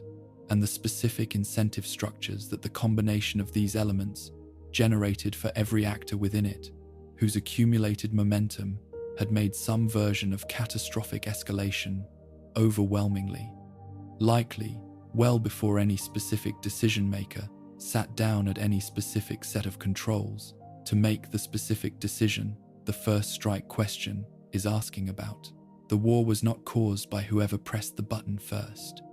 The war was caused by the world that had built the buttons and the systems and the institutional incentive structures that made their pressing by one side or the other at one moment or another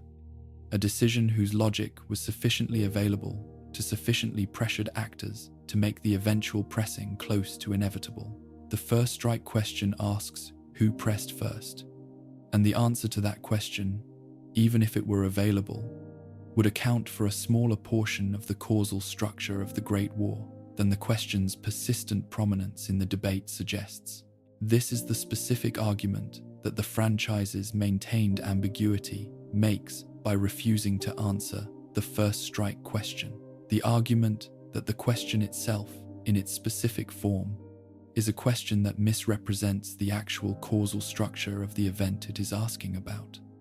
Not because the specific decision of who fired first was unimportant,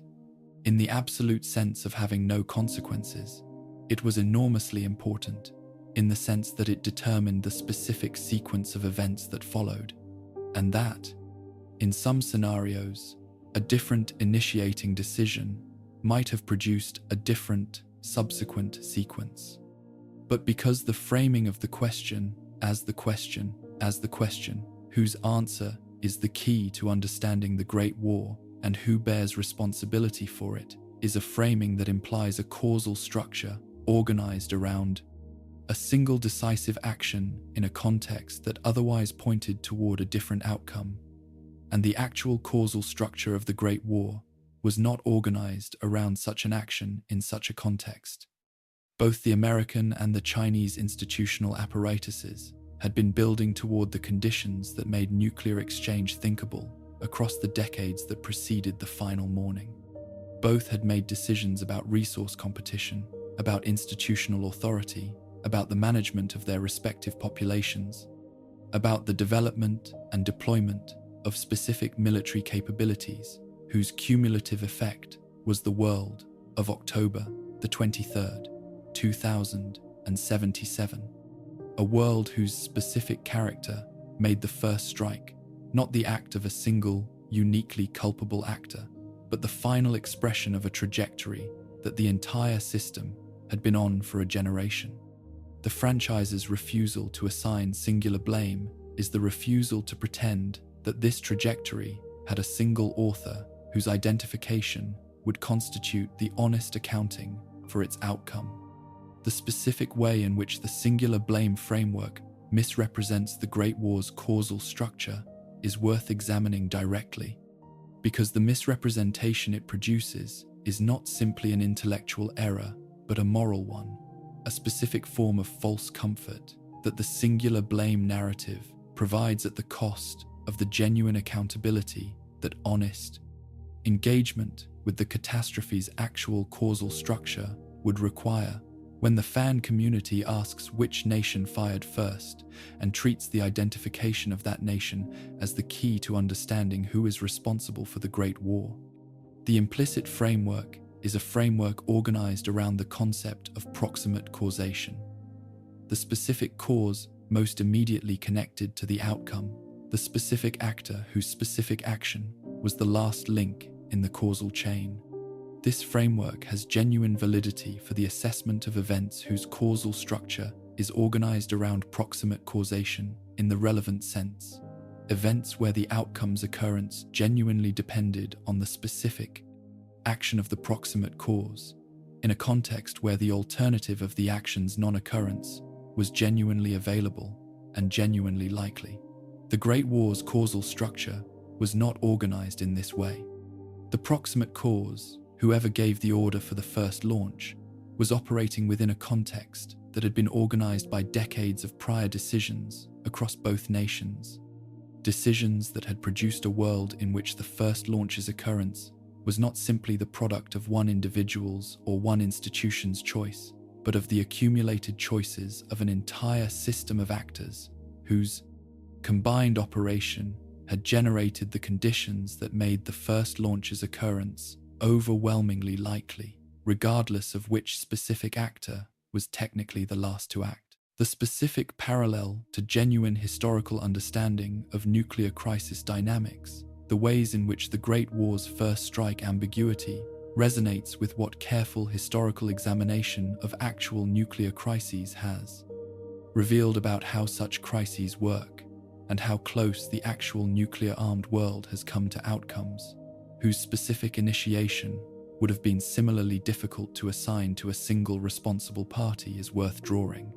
explicitly as part of the thematic argument's grounding in something real rather than simply in the franchise's fictional logic. The historians and political scientists who have examined the most acute moments of nuclear crisis in the actual 20th century's international history, the Cuban Missile Crisis, the various incidents of false alarm and near miss that the nuclear-armed world's history contains in significantly greater abundance than the general public typically understands, have consistently found that the most dangerous moments in these crises were moments whose specific danger derived not from the specific bad faith or specific aggressive intent of any single actor, but from the specific combination of institutional pressures, information failures, time compression, and the specific incentive structures of nuclear deterrence logic that made aggressive action by either side a decision whose logic was available to the actors within the crisis, regardless of their individual preferences for a peaceful resolution. The people who came closest to initiating nuclear exchanges in the actual world's history did not do so because they were uniquely culpable actors whose identification would constitute the adequate moral accounting for the risk their actions created.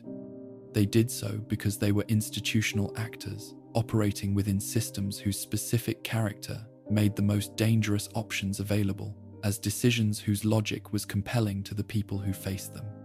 The franchise's Great War resonates with this actual historical pattern, not because it reproduces the specific events of specific actual crises, but because its causal structure reflects the same understanding of how nuclear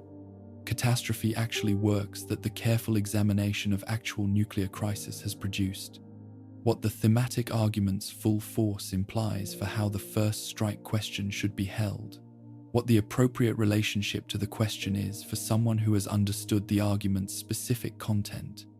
rather than simply encountered it as an abstract claim about narrative philosophy, is something worth articulating directly, rather than leaving implicit in the argument's general outline. The appropriate relationship is not the relationship of resignation, the acceptance that the question cannot be answered, and the corresponding abandonment of the investigation. The question can in principle be answered in the narrow factual sense of identifying which specific institution gave which specific order at which specific moment, and the investigation's sustained and serious engagement with the available evidence has genuine value, regardless of whether it eventually produces the narrow factual answer it is nominally seeking.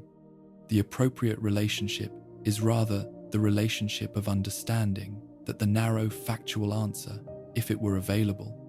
would not constitute the adequate accounting for the Great War's causation, that the question's prominence in the debate implies it would provide that knowing which nation technically fired first would leave the most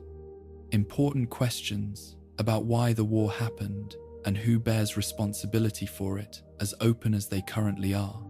because those questions require a framework adequate to the war's actual causal structure, rather than the framework of proximate causation that the first strike question's specific form implies. The franchise's maintained ambiguity is, in this reading, not an obstacle to the honest engagement with the Great War's causation, but a specific invitation to it. An invitation to hold the question at the level of genuine complexity, rather than reducing it to the level of comfortable simplicity that a definitive answer would permit. The specific morning of October the 23rd, 2077, and what it produced in the immediate hours and days following the first detonation, is the dimension of the Great War's story that the first strike debate's sustained focus on the initiating decision tends to displace rather than illuminate the human dimension, whose specific content is the most permanent and most concrete expression of what the first strike question is actually asking about, whose presence in the franchise's accumulated record is the specific form of evidence that makes the question's moral weight genuinely serious, rather than simply historically interesting. Whatever institution gave whatever order at whatever moment produced the first detonation, the most immediate and most comprehensive consequence of that production was the specific experience of the specific people who were alive on the morning of October the 23rd, and who were in or near the blast zones when the 10 exchange's first phase began. The thermal pulse from a nuclear detonation at the scales the Great War deployed travels at the speed of light, which means it arrives at any point within its range of effect, before any physical sensation that the body's nervous system has the capacity to process and classify as the beginning of a significant event.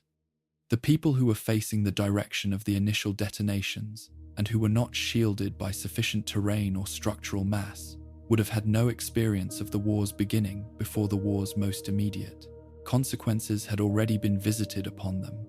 The blast wave that followed seconds behind the thermal pulse was a wall of compressed air moving at speeds that reduced reinforced concrete structures to rubble across radii that extended for miles from the detonation points,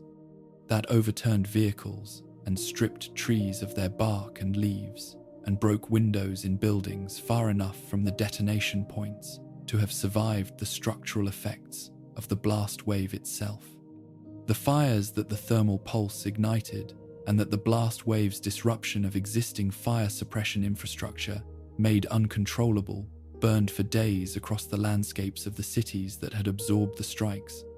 consuming what the blast wave had left standing and producing the specific combination of particulate matter and combustion products that the nuclear winter's initial phase required. In the spaces between the strikes in the basements and the subway tunnels and the reinforced structures where some portion of the urban populations had managed to take shelter when the sirens finally sounded,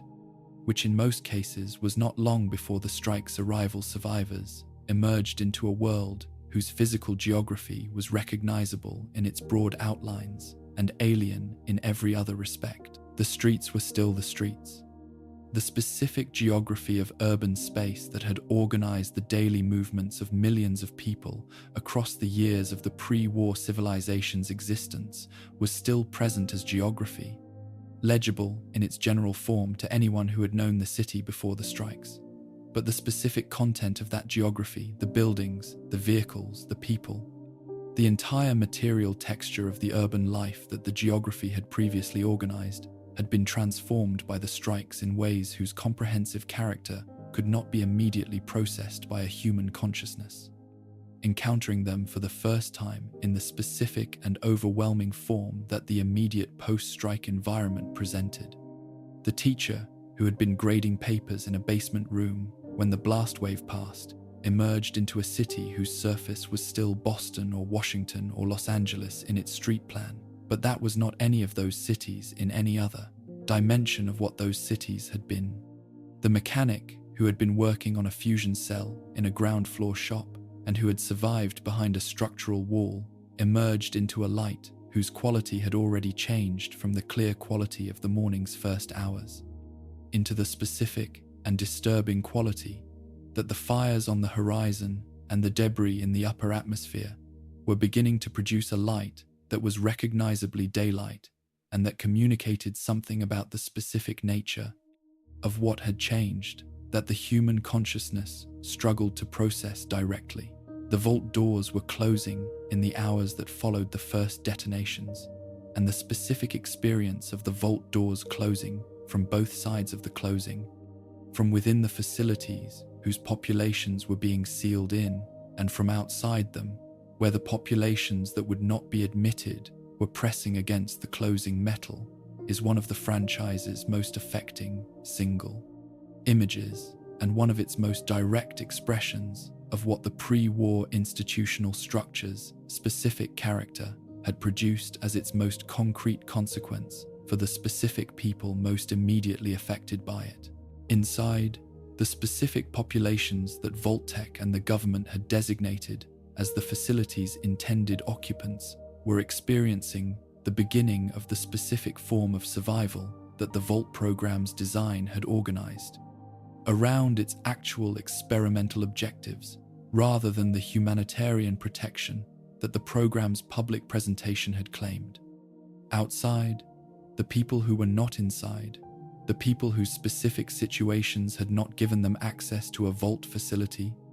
whose specific resources or specific locations or specific relationships had not placed them in the category of people who would be admitted when the doors opened, were experiencing the specific and comprehensive understanding that the closing of the doors was final, and that the world on their side of those doors was the world they were going to have to survive, in whatever form survival turned out to be possible within it. The rapid and comprehensive character of the nuclear exchange, whose first phase began with the initial strikes and whose subsequent phases unfolded across the hours that followed, is itself evidence of considerable significance for the League. First strike debate evidence, not about which nation fired first, but about what the firing of first had immediately produced in terms of the second nation's response, and what the speed and comprehensiveness of that response implies about the state of readiness of the forces that executed it. The exchange's documented rapidity, the speed with which the initial detonations were followed by the comprehensive response that produced the full scope of the Great War's destruction, is more consistent with a nuclear posture organized around the maintenance of forces at high states of readiness, capable of rapid execution of pre-planned strike packages, than with the improvised response to a surprise attack that a less prepared force would have produced. Both nations' forces appear, from the evidence of the exchange's character, to have been in states of readiness whose maintenance had been organized around the possibility of exactly the kind of exchange that occurred, and the specific implications of this bilateral readiness for the first strike question are implications that the debate has not always engaged with the directness they deserve. The Vault populations, whose specific experiences, across the subsequent decades and centuries, the franchise's games document, were not simply people who survived the exchange by being in the right place at the right time.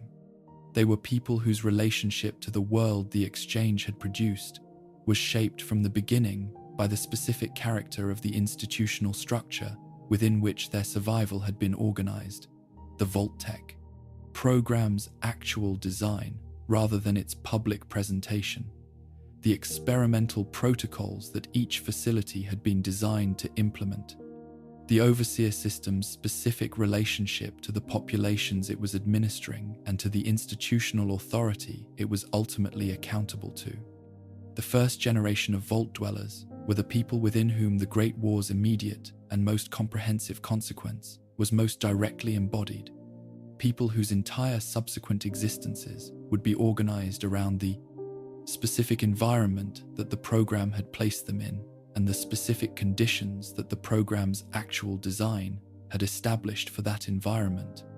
Without the knowledge or the consent that honest engagement with the program's actual character would have required, the specific experience of the Great War's immediate survivors outside the vaults, the people who had survived the initial exchange without vault protection and who faced the specific combination of physical, biological, and psychological challenges that the post-war world's first generation encountered, is the human context whose honest examination makes the first strike question's moral weight most immediately concrete. These were people confronting the specific effects of the exchange on a landscape whose specific character was determined by the specific combination of weapons used, the specific density of the strikes, and the specific environmental conditions that the exchange's aftermath produced. The radiation that saturated the post-war environment present in the soil, the water, the air, the food that could be found or grown was not a uniform condition distributed evenly across the landscape, but a specific and varied contamination pattern whose local character reflected the specific combination of strikes, proximity, prevailing wind patterns, and geological features that organized the fallout's distribution across the months following the exchange. The survivors who navigated this landscape in its first years did so without the specific technical knowledge and the specific equipment that adequate radiation management required, developing through the specific and often lethal process of direct experience, the understanding of which areas were survivable and which were not, that the franchise's post-war geography documents in its patterns of settlement, avoidance. The psychological experience of the Great War's immediate aftermath was the dimension of the catastrophe's human impact that the franchise's various personal logs and environmental details have documented with the most direct and the most affecting specificity, and its honest examination is essential to understanding what the first strike question is actually asking about when its moral dimension is taken seriously rather than treated as simply an interesting historical puzzle. The specific quality of the disorientation that the Great War's immediate survivors experienced was not the disorientation of people encountering an unexpected disruption of a world they had expected to persist indefinitely. It was, for many, the disorientation of people encountering the actual outcome of a trajectory they had understood at some level was possible, a trajectory that the official culture's maintained optimism had organized around the concealment of, rather than the honest acknowledgement and the specific character of the disorientation's psychological processing reflected this specific quality of the encounter. People who had allowed themselves to understand that the world they inhabited was a world that could end in the specific way it had just ended, were people whose psychological processing of the outcome was different from the processing of people who had been entirely shielded by the official culture's optimism from the possibility's specific reality. The wasteland's various communities and institutions have engaged with the question of the Great War's authorship across the 2 centuries of post-war history that the franchise documents in forms whose specific character reveals as much about the communities engaging with the question as about the question itself. The relationship between historical understanding and post-catastrophe survival is a relationship that the wastelands communities have navigated differently according to their specific institutional characters and their specific relationships to the pre-war world whose legacy they inhabit. Relationships whose diversity produces the diversity of positions on the first strike question that the franchise's accumulated world-building has established as the post-war world's actual landscape of historical understanding. The New California Republic's institutional relationship to the question of the Great War's authorship is the relationship of an institution that has committed itself to the reconstruction of something resembling pre-war American democratic civilization, and that, therefore, has a specific and complicated stake in how the Great War's causation is understood and assigned. A democratic republic that traces its institutional values and its institutional legitimacy to the pre-war American tradition is an institution whose relationship to the specific question of whether the pre-war American government bears direct responsibility for the catastrophe that destroyed both the tradition and the civilization it was embedded in is a relationship organized around specific institutional needs rather than simply the disinterested pursuit of historical accuracy. The NCR's official narrative of the Great War, whatever specific form that narrative takes in the internal communications and the educational materials and the official historical accounts that the institution maintains, is a narrative shaped by the specific requirement of maintaining the distinction between the pre-war American democratic tradition, which the Republic claims to continue,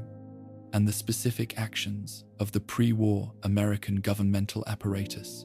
which the Republic's legitimacy does not require it to endorse. This is a distinction that the honest examination of the pre-war American institutional record makes considerably more difficult to maintain than the Republic's official narrative requires it to be, and the specific ways that the Republic's historical understanding manages this difficulty are ways whose character reflects the institutional needs rather than the historical evidence.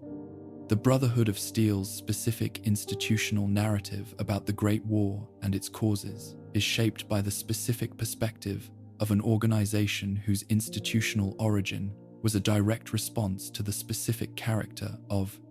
pre-war American institutional behavior, a military unit whose founding act was a refusal to continue participating in the kind of institutional conduct that the franchise's reconstruction of pre-war American governmental behavior documents as systematic rather than exceptional.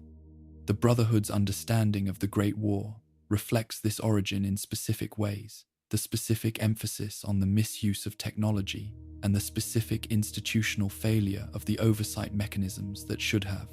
prevented that misuse, the specific commitment to controlled management of advanced technology as the institutional response to the lessons the Great War's causal background taught, the specific relationship to the question of blame, whose character reflects the Brotherhood's own institutional identity as the inheritor and the corrector of the pre-war military tradition rather than its simple continuation. The Brotherhood's narrative of the Great War is not organized around the specific question of which nation fired first, because the question's specific answer is less relevant to the institutional conclusions the Brotherhood has drawn from the war's causal background than the broader pattern of institutional failure that the Brotherhood's founding experience had identified as the war's genuine cause, a pattern that implicated the specific character of how the pre-war world had managed its most dangerous capabilities, rather than the specific identity of the actor whose specific decision produced the first detonation. Caesar's Legion's institutional framework manages the question of the Great War's authorship through the mechanism of comprehensive rejection, the specific and systematic refusal to engage with the pre-war, the world's historical record in any form that would require treating the distinctions the pre-war world maintained as distinctions worth preserving in the analysis of its failure. Caesar's reading of history is a reading whose specific character treats the Great War not as an event whose causal assignment between competing institutional actors requires careful examination of the specific evidence, but as the comprehensive and deserved failure of the entire civilization that produced it, the outcome that the pre-war world's specific character made inevitable, and that provides the specific historical warrant for Caesar's project of building something comprehensively different from what the pre-war world was. For Caesar's institutional framework,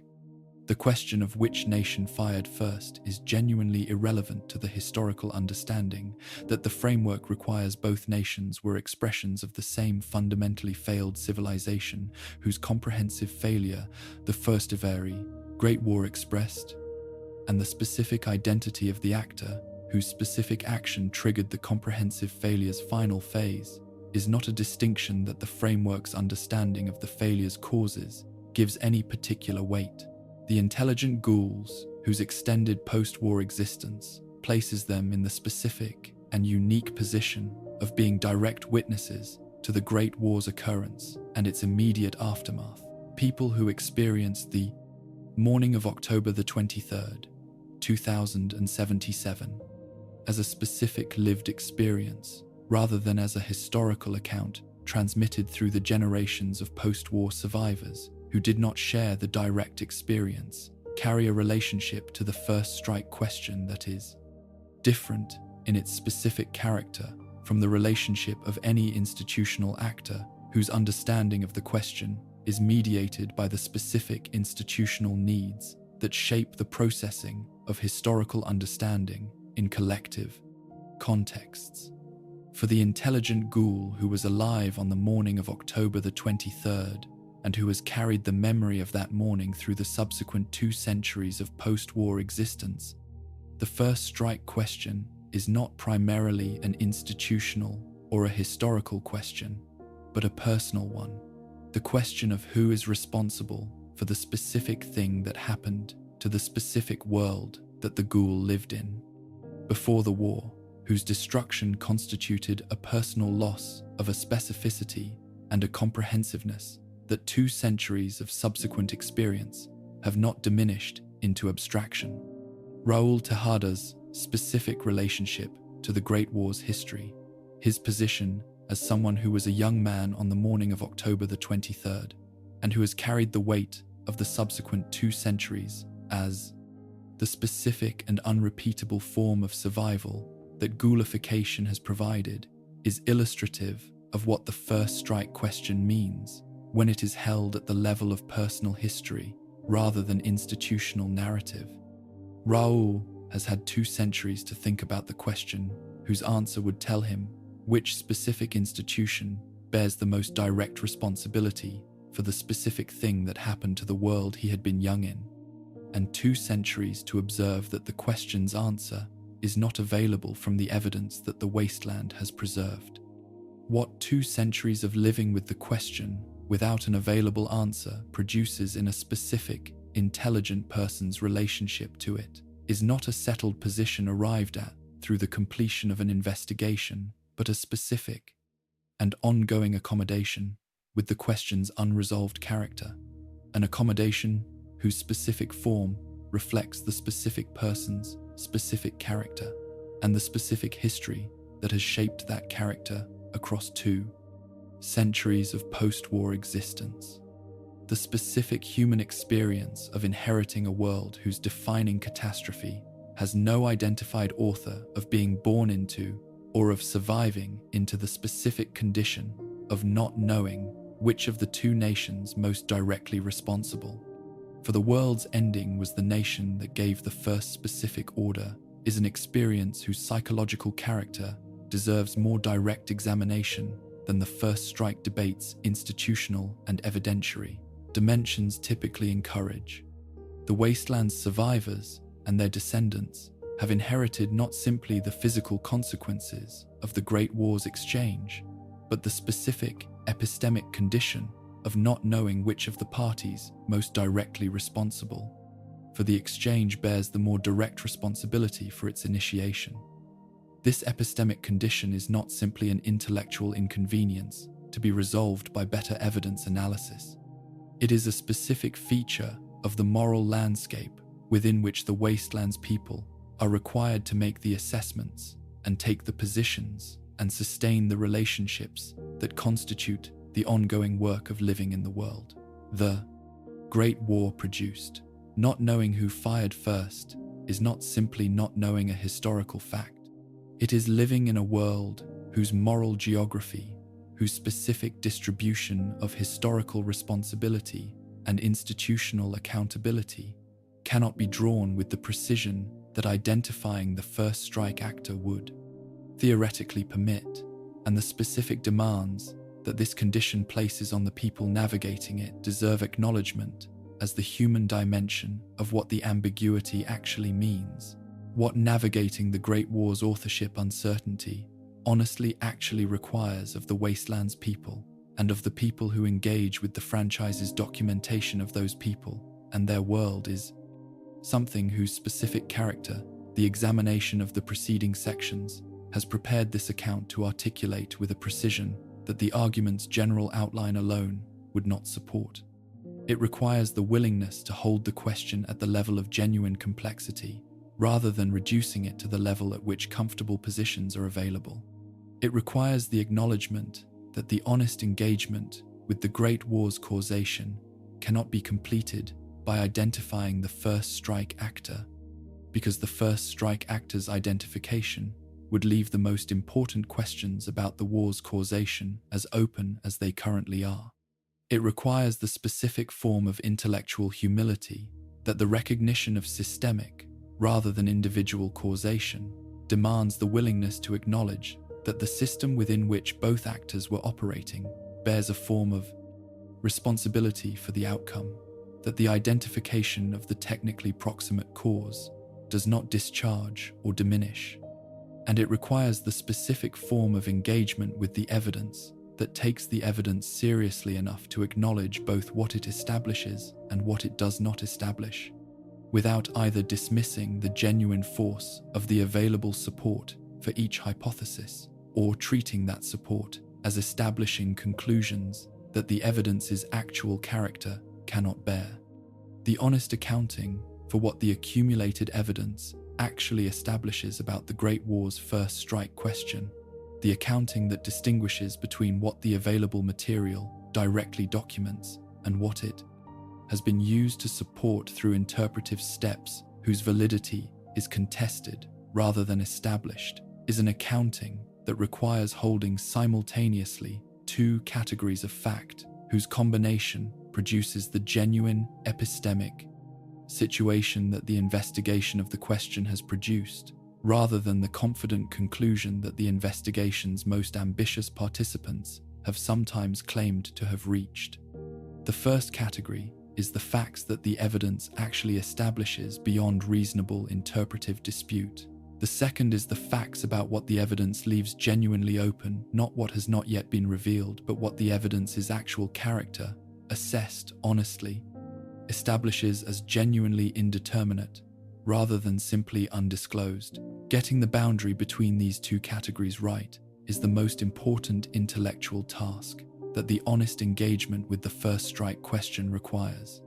and the sustained failure of the debate's most confident participants to locate the boundary accurately, to treat as directly established what is actually inferred,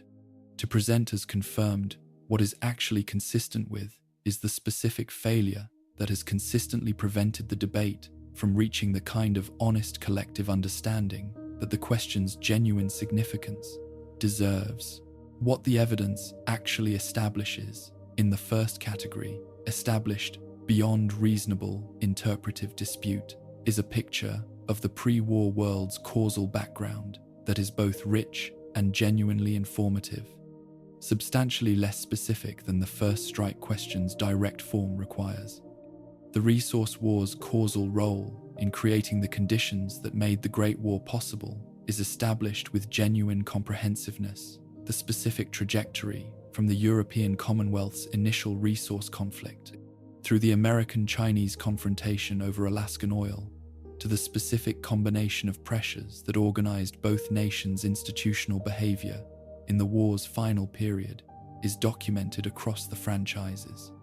accumulated canonical record, with a depth and a consistency that make its general outlines among the most confidently established facts in the franchise's historical reconstruction. The specific character of the American institutional apparatus in its final years is established with genuine and, in certain respects, disturbing specificity. The constitutional suspensions,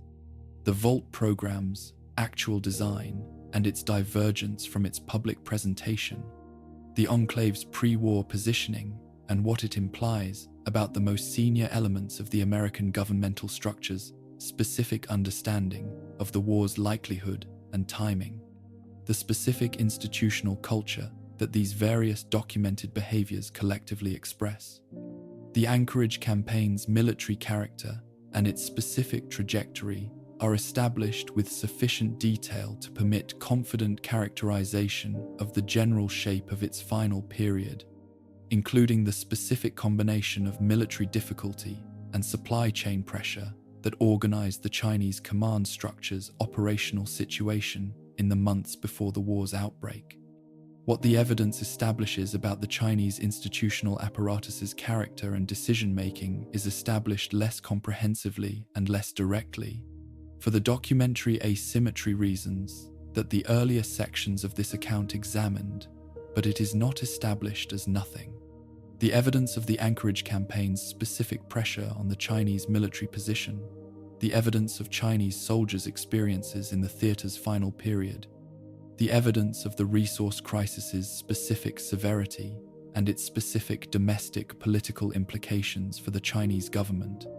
the evidence of the strategic situation's specific character and what it implied for the options available to the Chinese command structure. These are genuine pieces of the evidentiary picture whose collective weight contributes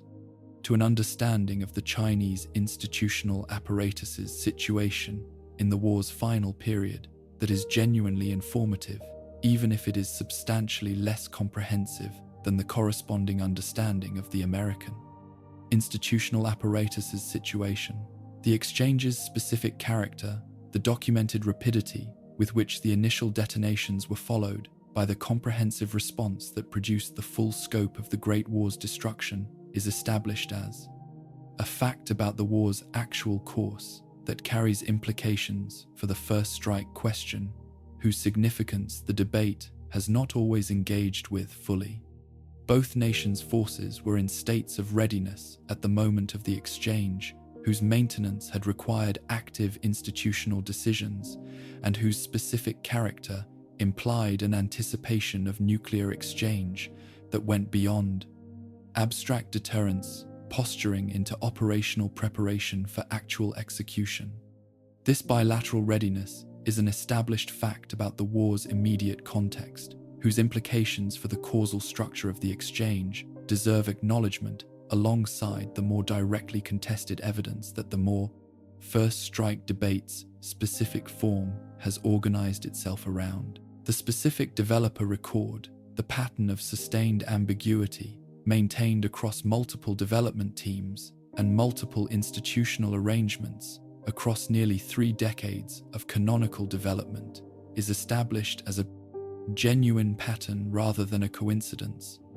and the specific implications of its character as a maintained pattern rather than an accumulated residue of separate decisions deserve acknowledgement as themselves a form of established fact about what the franchise's creative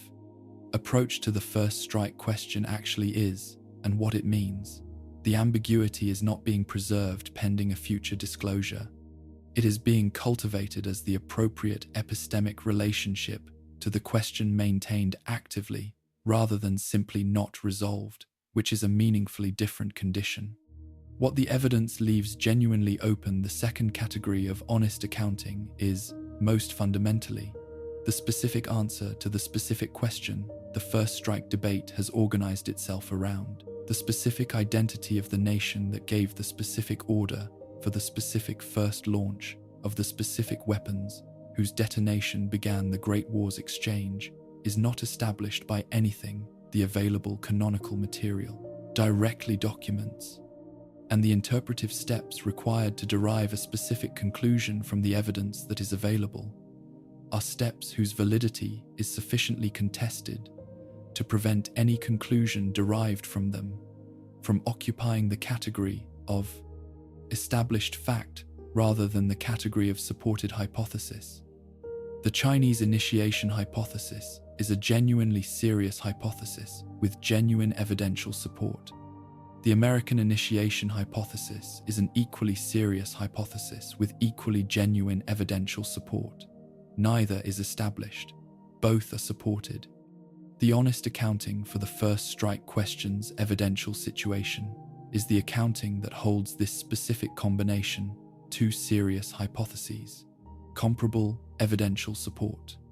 No established conclusion as the actual state of the available evidence, rather than treating either hypothesis's support as the equivalent of establishment. What the evidence also leaves genuinely open, and this is a dimension of the honest accounting that the debate's focus on the two primary hypotheses has sometimes obscured, is the full range of the causal backgrounds, implications for understanding the Great War's specific causation, beyond the specific question of which nation technically fired first. The evidence for the systemic causal account, the account that treats the first strike actor's identification as answering a smaller portion of the Great War's genuine causal question than the first strike, debate's prominence implies, is in certain respects better established than the evidence for either of the specific first strike hypotheses, because the evidence for the systemic account is the accumulated institutional documentation of both nations' pre-war behavior rather than the fragmentary and interpretively contested evidence about the specific decision in the specific final hours. The honest accounting for the Great War's causation is an accounting that holds the systemic evidence alongside the first strike specific evidence, rather than allowing the prominence of the first strike question to displace the systemic account that the stronger evidence actually supports. The final intellectual position that emerges from the full examination, this account, has conducted the position that the honest engagement with all of the available evidence, interpreted with the care that distinguishes between what the evidence directly documents and what it has been used to support through contested interpretive steps, and informed by the thematic argument about what the sustained maintenance of the question's ambiguity itself expresses, is a position whose specific character can be articulated directly, without the false modesty of refusing to reach any conclusion, or the false confidence of claiming to have established what the evidence has not established. The position is not the conclusion that China fired first, though the strategic logic case for that conclusion is serious and deserves the serious engagement this account has tried to give it.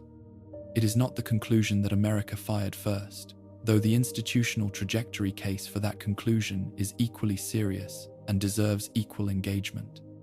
It is the conclusion that the sustained investigation of the first strike question has produced a genuine and informative understanding of the pre-war world's causal background, whose most important component is not the specific answer to the specific question the investigation was nominally seeking, but the specific understanding of the systemic causal structure that the investigation has generated, alongside its failure to identify the specific proximate cause. The investigation produced the more important conclusion, while failing to produce the less important one,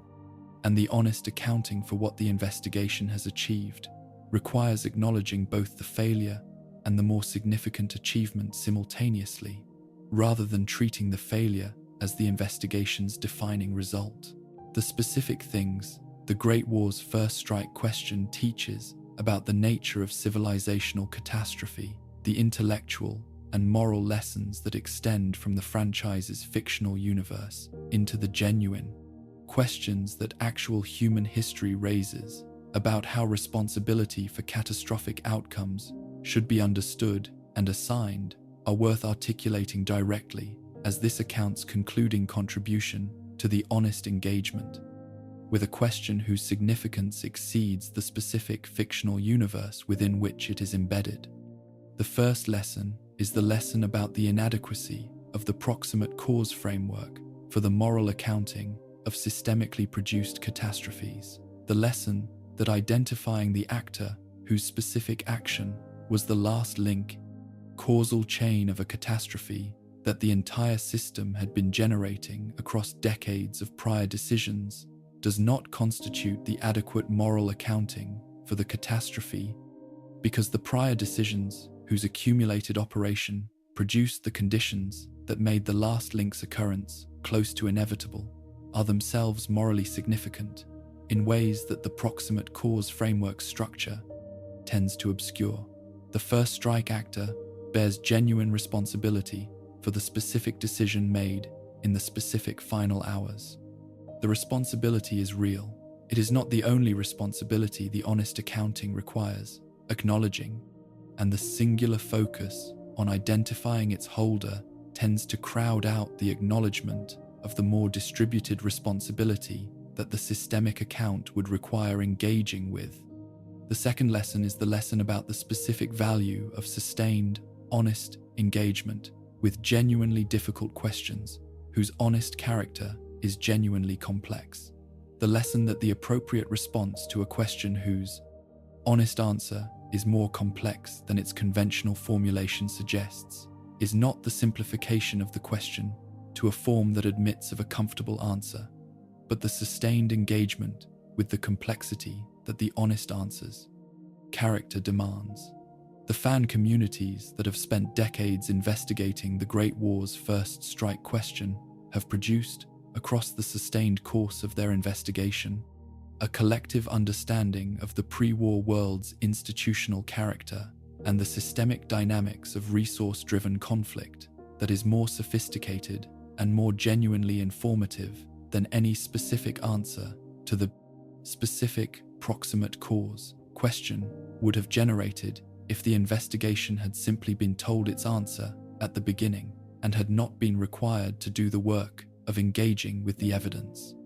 The investigation's value is not negated by its failure to produce the specific answer it was nominally seeking. The investigation produced understanding. The understanding has genuine value,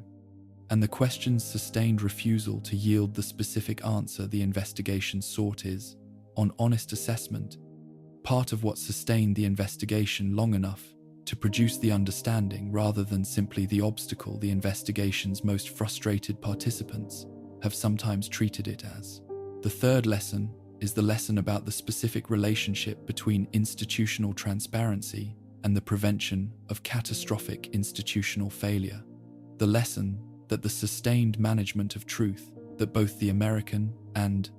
Chinese institutional apparatuses engaged in across the resource war's final decades, the management whose specific character this account has traced in its examination of the pre-war world's institutional record, was not simply a political choice with political consequences, but a causal contribution to the catastrophe whose outcome the institutions were managing information about.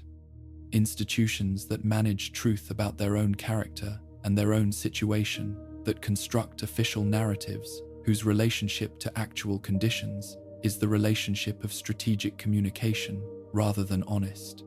characterization, are institutions that deprive their own decision-makers and their own populations of the accurate information that the prevention of catastrophic institutional failure requires. The Great War's causal background is, among other things, the story of what information management at the institutional scale produces when it is sustained across sufficient time and sufficient scope, the story of a world that had been told and that had told itself things about its own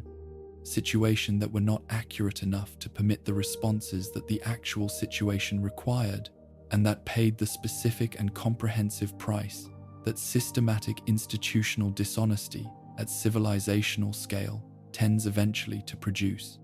The fourth lesson is perhaps the most direct in its relevance to questions that extend beyond the franchise's fictional universe, into the actual world's ongoing engagement with the conditions that the franchise's fictional history was designed to illuminate. It is the lesson about the specific character of the relationship between civilizational capability and civilizational wisdom. The lesson that the specific combination of extraordinary technical capability and specific cultural and moral stasis that the pre-war world's aesthetic, expressed in its visual idiom, expressed equally in its causal dynamics. A civilization that can build weapons of the Great War's destructive scale, but that has not developed the political and moral imagination adequate to the management of those weapons' existence, is a civilization whose specific combination of capability and inadequacy constitutes the most dangerous form of institutional condition available, more dangerous than capability without the weapons, more dangerous in certain respects than the weapons without the capability, because the combination of the two, without the wisdom, creates precisely the conditions that the franchise's history has documented in the specific and permanent form of a wasteland whose extent and whose 2-century duration are the measure of what the combination produced. The silence that the Great War's origin maintains in the franchise's canonical record, the specific and deliberately maintained absence of the definitive statement whose presence would transform the first strike question from a genuinely open question into a historically settled one, is not simply a narrative device whose function is the generation of fan engagement and the preservation of flexibility for future installments, though it serves both of these functions. It is, more fundamentally, a form of intellectual honesty whose specific character reflects the franchise's deepest understanding of what the Great War was and what the honest engagement with it requires. The silence says that the question of who fired first is a question that the available evidence does not answer, and that the honest relationship to the unanswered question is the relationship of continued engagement with the genuine complexity it presents, rather than the adoption of a comfortable position whose comfort is purchased at the cost of the complexity's honest acknowledgement. The silence says that the catastrophe's adequate accounting requires a framework larger than the proximate cause framework that the first strike question's specific form implies. And the silence says, most fundamentally, that the world the Great War produced is a world whose most important features, the ruined cities, the irradiated landscape, the transformed creatures, the 2 centuries of struggle towards something better, are features that the identification of the first strike actor would explain less completely than the systemic account of how the world that built the bombs and the missiles, and the institutional incentive structures that made their eventual use close to inevitable, had arrived at the specific morning of October the 23rd, 2077,